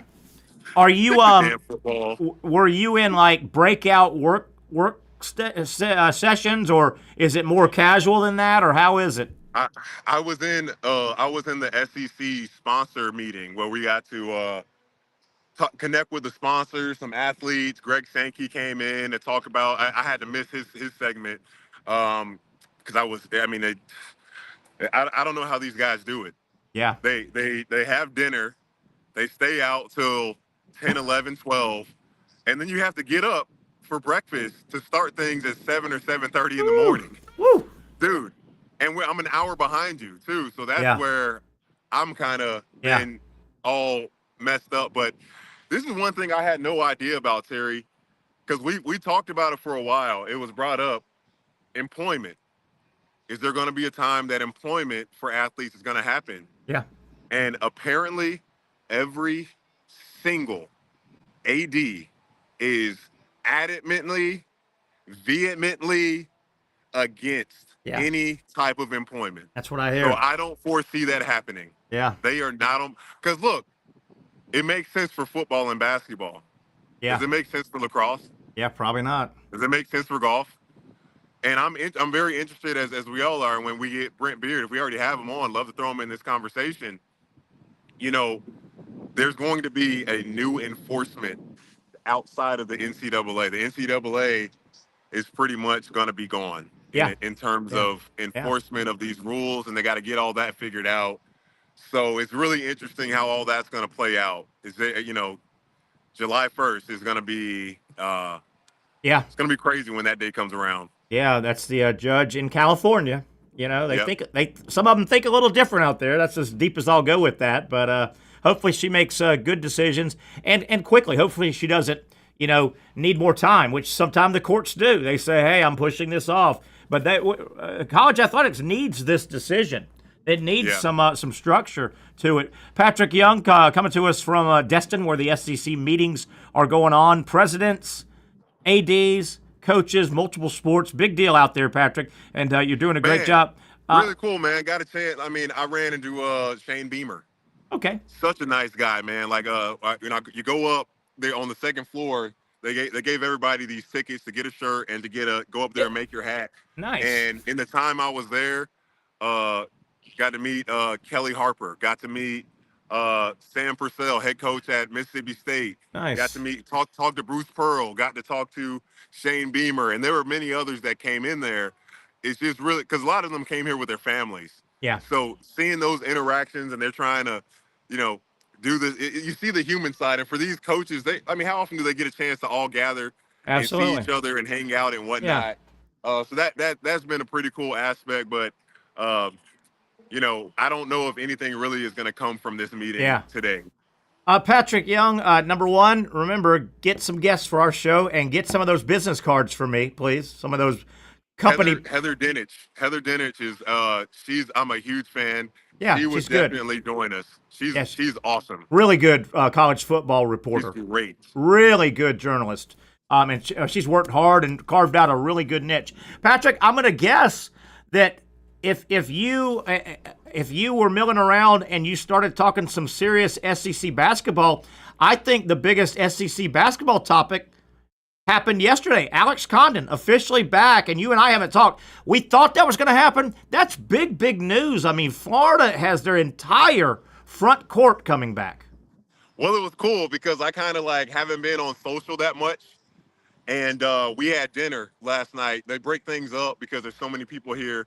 Like Florida, Alabama, they all have their own thing with their ADs and associates and SIDs and their families. So I wasn't a part of that group. I was part of the sponsorship, one of the sponsorship tables. And Todd Golden, Scott Strick, their table is right next to ours. So I got to hear it directly from the horse's mouth. He's like, how about that? Coach is like, hey, how about Condo's coming back? And I said, Coach, we kind of knew. He's like, well, we didn't know. We knew it was the right decision. Yeah. For him to come back, but we weren't certain because man, it seems so black and white for us outside. Yeah. To tell these kids what we think is best for them. Absolutely. now that money has been involved and it's so intertwined, and you know, you have a lot of families that they don't have money, and because there's no regulation on who can be your agent when negotiating these deals and all that stuff, money tends to get in the way of what is the best thing for this kid. What is the best thing? One, Jaden Rashada, without a doubt. Two, Nico Imadalalaya. Yeah, that guy. You know, one thing Paul said today, he said, I'm not going to lie to you guys. I'm pretty grateful that this next quarterback at Tennessee, I'm going to be able to pronounce his name. Yes, I agree. I agree. You know, Patrick, you talked about all the coaches, all the different sports. There's kind of a good news, bad news that the SEC meetings that you're at, there are a lot of coaches from the SEC that aren't there, but it's a good reason. They're all playing softball and baseball. How about all that? Man, what a representation. Baseball. I can't wait for softball and baseball Thursday, Friday. Oh, my gosh. I can't. You know, Florida's got it tough, man. Texas, Texas and Oklahoma, they've been 1-2 all year in softball, so that's going to be tough. But, you know, you can't deny the greatness of Oklahoma. There's never, and two, like, there's never been a scandal of cheating. There's never been, and for the longest, you know, it was thought the SEC or, you know, the Big 12, those weren't schools you go to play softball. No. You go if you want to be with a powerhouse, you go to UCLA, you go to Stanford, West Coast. you go to schools like that. West Coast. Yep. And it has been really cool to see Oklahoma just break every rule. I want, obviously, Florida or Tennessee or Texas, someone else to win one. But shoot, if they win 5 in a row, I mean, you got to put Patty Gasso, Gasco in the argument of being one of the greatest coaches. I mean, that's Pat. Ever. That's Pat Summitt. That's Nick Saban, Pat Summitt, Geno territory. One of the greatest ever. Yeah. We got Brent Beaird joining us. Brent, thank you for jumping on. We got Patrick, as we promised, people live from Destin. Brent, Pat was saying, I mean, just think about the meeting that, look at his hat, the meeting that Pat is at right now. Think about the money decisions that are being talked about, Brent, at that meeting in Destin that Patrick's at right now. There are huge monetary decisions being made right now. Yeah, there really are. By the way, I do like the hat. I'm glad that you're there. I'm grateful for the context that you were making while you were there too. Look, there's so much stuff that's going on right now. I mean, you've got the discussion for the play-in games on championship Saturday. You've got the transfer portal. Do you have one or do you have two that are going on? We're waiting any minute, frankly, for Judge Wilkins to sign off on the House versus NCAA issue. We're also trying to figure out the governance. So we're also trying to figure out what's going to happen with, does the SEC go to 9 games? Yeah. And if they go to 16 playoff teams, I think that will happen. Yes. And then the 5-11. Greg Sankey came out and said, hey, we may want to look at 5 conference bids and then 11 at large. The reason the SEC thinks that, they go, hell, there may be, you know, we're fighting for 4 automatic. But I think Sankey's thinking, wait a minute, there could be years where our champion gets in, of course, and then maybe 4 others to give us 5. 5's better than 4, you know. I don't love that. That will make it a little bit more fair for those smaller schools too. I guess so. Yeah. Yeah. Well, the playing games. The playing games is what is really intriguing here. I'm not saying they're going to do that, and I'm sure you heard about some of that, Pat, when you were there. But obviously, your championship participants 1 and 2, they will get in. But what's interesting is that would be 2 teams. You would have probably 3 versus 6, 4 versus 5, and then the 2 winners would be able to get in. Part of the reason for doing that, besides making a lot of money, is it would take, and Terry said this for years now, if they did that, it would be additional games, but it would take the decision out of the hands of the committee. Yeah, and that's what they're trying to do. The one thing I don't like about the proposed 11 at-large bids means we're deep into a committee. And, you know, Casey and I had a great discussion, hour number one. In my opinion, college athletics has got to get two things done. And I don't know how easy they are. Players have to have representation as a whole. Yes. And I don't know how that's going to be structured. But the players in college athletics have got to have an organization like the NFLPA, the Players Association. Secondarily, somehow college athletics has got to get rid of committees. You can't vote on who. The NFL doesn't vote. Major League Baseball doesn't vote.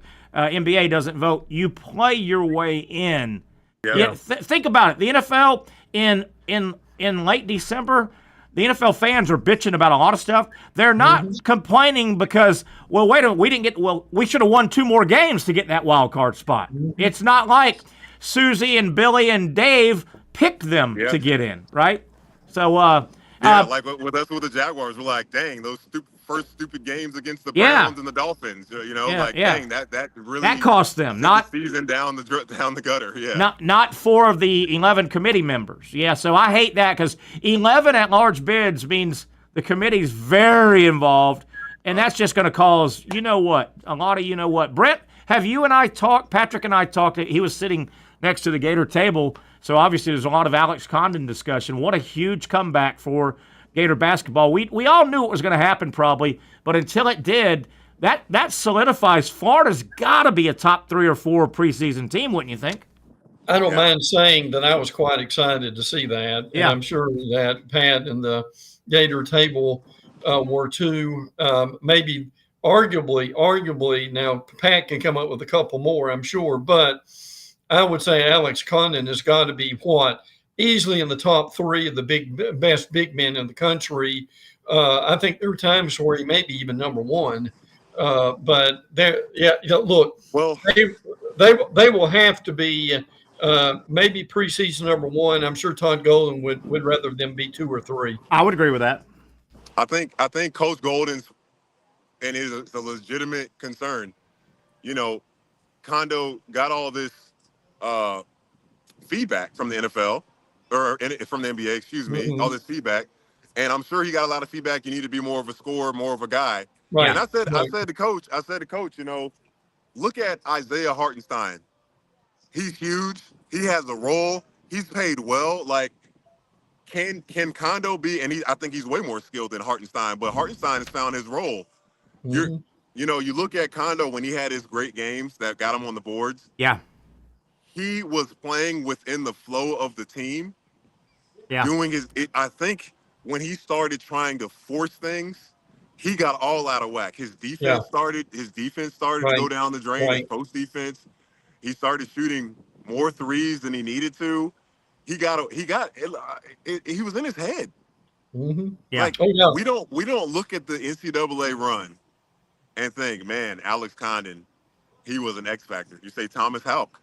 You say Ruben Chinyu has some great moments. Micah Hanlogan has some great moments. Kondo, Yeah, definitely. Well, but I still say he got him there. The way he played against Janai Broome on the road at Auburn, I thought really started that. That was his game. That was his big game of the year.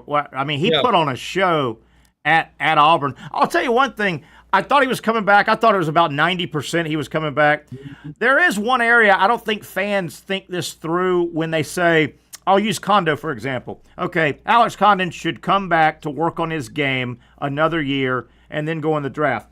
I will say this. I could see it being enticing to a player. I'll use Kondo on this, like I said.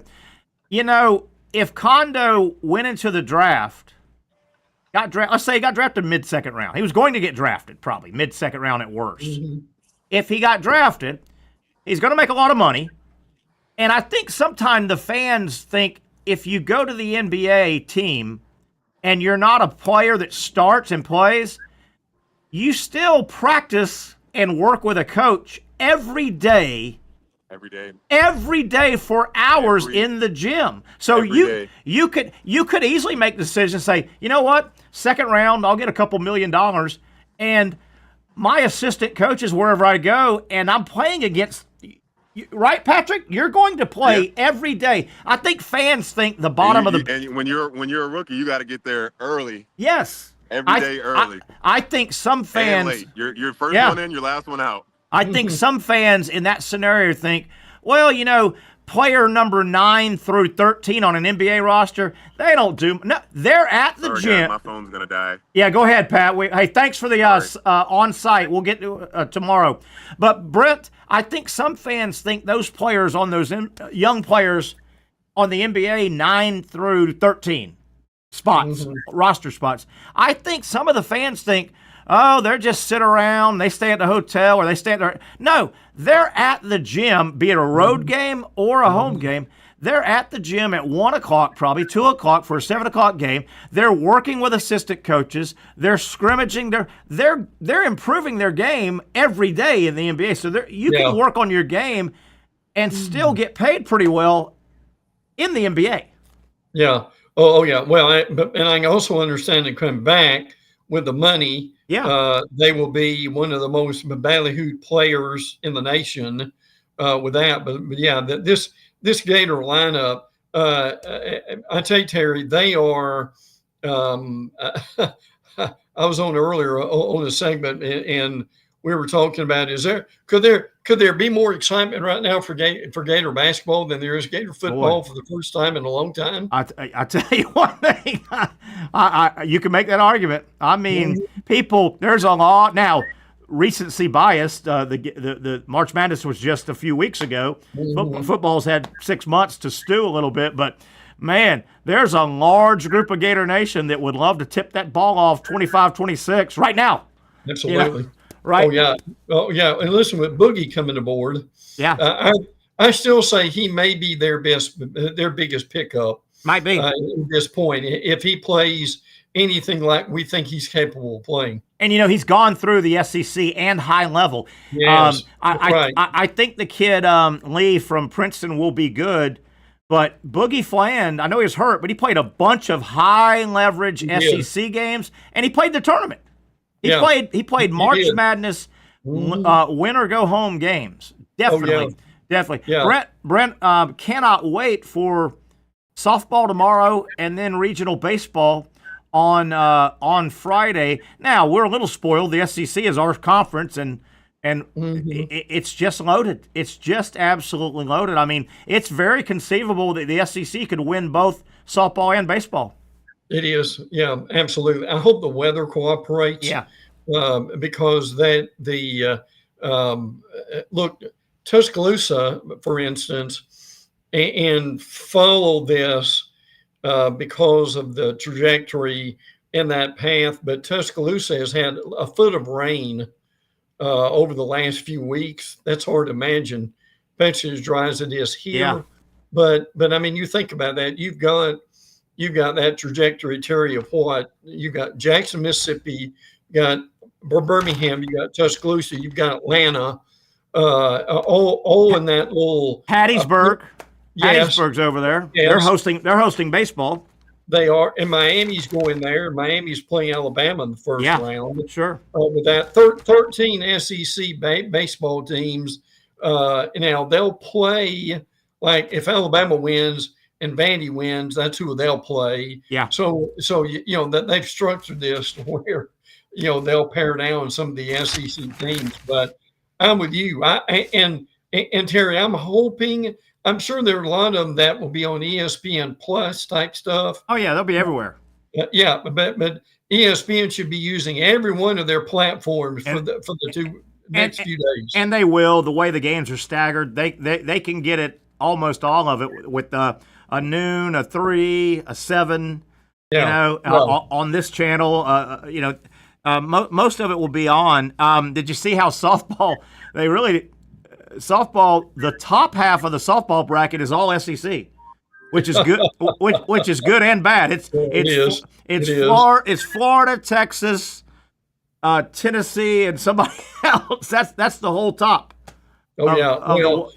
and I heard your conversation about Oklahoma. Now, the reality is Oklahoma right now is playing as well as anybody. And to their standards, Harry, I'm not going to say they had an average season, but they did for them. I agree. They were that tells you how good that program is. They were they were pretty much a perennial top 10, sometime top 5 during the year. And no, it did not seem like one of her best powerhouse teams, but they're certainly capable of winning the thing. They are. Yeah. Oh, yeah. There's no question about that. And particularly, they'll have the Super in Oklahoma, so that will be quite an advantage for them. Oh, really will. I think Alabama softball drew the short straw, right? They had to go up to Norman. That's tough. Yeah. Yes. Oklahoma softball, what I'm going to say, correlate it with, is Oklahoma's much better because they've won titles 4 years in a row. Yes. The way Oklahoma softball gets playing their best ball this time of year reminds me of the way LSU baseball, when that damn SEC tournament rolls around, that LSU baseball finds a little extra gear. They do. Skip Bertman, when he was there, was really the master at that. Frankly, Paul Maneri, when he was there, did a pretty good job. I'll be interested to see what he does with South Carolina. They better win real quick there. But you're right about that. LSU really coming into its own right now. Yeah, baseball more than softball, because softball pitchers can go 300 pitches in 2 days because of the anatomical way they throw the ball. Baseball this time of year is always fun. Your managers sometimes have some decisions. Do I throw my ace? Yep. In game one, if I'm and FSU, I think, is a perfect example of this. FSU opens up against Bethune-Cookman. Bethune plays good baseball, but they're not a ACC level SEC, you wouldn't think. FSU plays the 3:00 game Friday in Tallahassee. Do they, and their left-handed pitcher Arnold's going to go in the top 5 picks. Some people call him the best pitcher in college baseball. Does FSU roll the dice and say, let's save our one? We think we can get by Bethune, and we'll have our ace for either Mississippi State or Northeastern. I think you're seeing that strategy a lot more now. You are seeing it more. Tennessee did that. Now look, you play Division I baseball. Terry, is that a good strategy, do you think? I mean, or is it that much more important? It's risky to get out to 1-0 lead in there. Yeah, I think it's risky. I can understand both sides. Number one, and I know emotion wears off. The other team knows you're doing it. If you hold your ace, everybody's had a week off, so it's not like your ace. Well, they're not throwing him because he threw 2 days ago. So your opponent knows you're doing that too. Number two, if you lose the game and you burnt your if you lose the game, that's great. You got your ace going, but you're in a loser leave town situation now. Sure are. And your ace can't throw Sunday either. Also. No, Terry, that's why in this kind of tournament, if you've got not one but almost 2 number ones, how big an advantage is that? Yeah, and I look at a program like Florida. All of a sudden, the big lefty Capola looks like a seasoned starter now. He's got a lot, and then the kid from Jacksonville, King. He's no longer a freshman. Florida's got 3 quality starters, it looks like.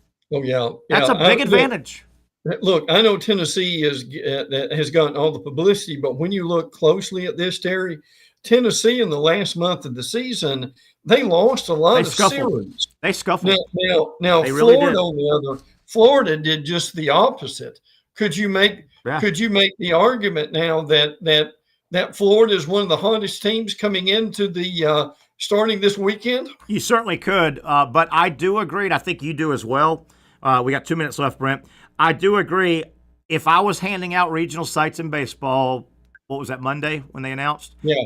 In my humble opinion, I thought the Florida Gators as a whole, and you got to look at it as a whole, I thought they were 1 win short. I would not have given to me, they needed to beat Ole Miss. Do you feel the same way?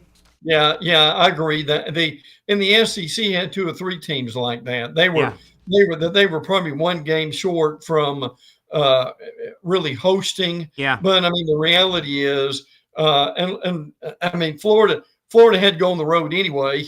Yeah. And they're going to be on the road anyway. Yeah. And I like their trip. I like their. It could have been worse. Could have been worse. Real quick, Brent. We've talked Florida's regional coming up on Friday. Florida and Georgia both play at noon, which is a bummer. Yeah, we've talked Florida State's regional a little bit. What do they do with their pitching? Georgia, real quick, the Dogs host in Athens. I think they got a tough little regional. They open up with Binghamton. They should win that game. Down below is Oklahoma State and Duke. Duke plays good baseball.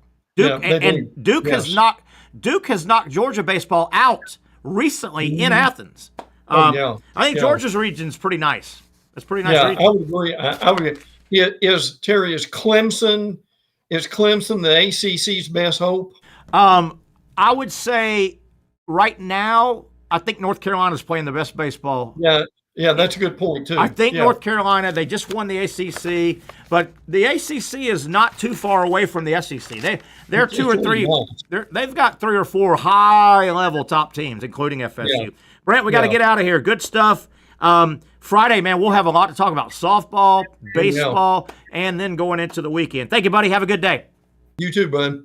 That is our buddy Brent Beaird. Wow, what a fun, packed show. Thanks to Patrick squeezing us in from Destin at the SEC meetings as well. That'll do it. We'll get back together tomorrow live from the patio at Sliders Oyster Bar. Join us for the Young Norvelle Show.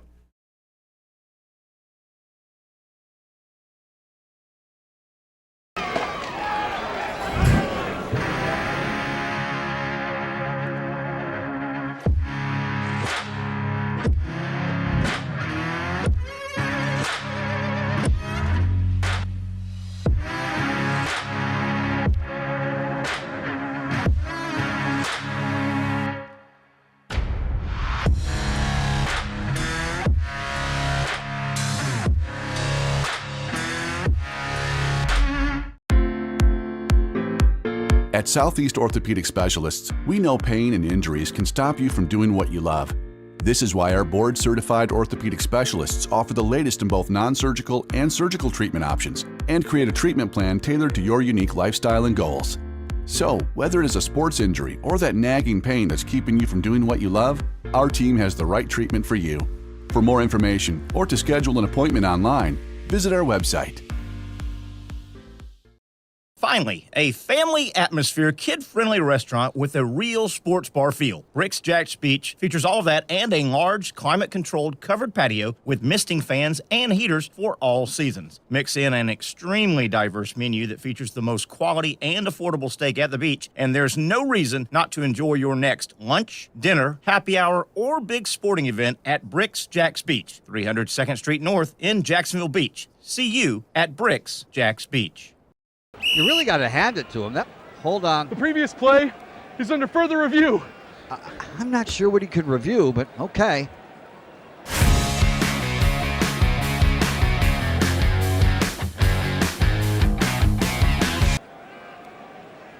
Sure has been a while. Dine in at Hurricane Grill and Wings for the football season. Well, there he is. Oh, what is that?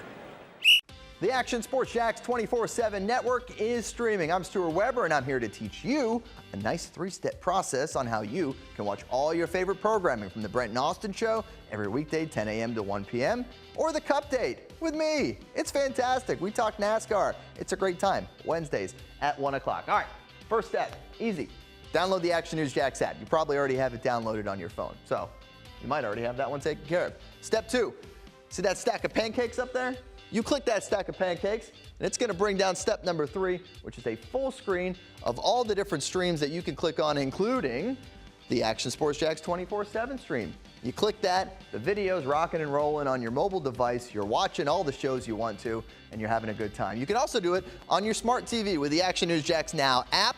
I do it on my Samsung TV at home. It's a great way to watch it on a nice, large screen for all the content. That's the Action Sports Jacks 24/7 network. Hope you can find it.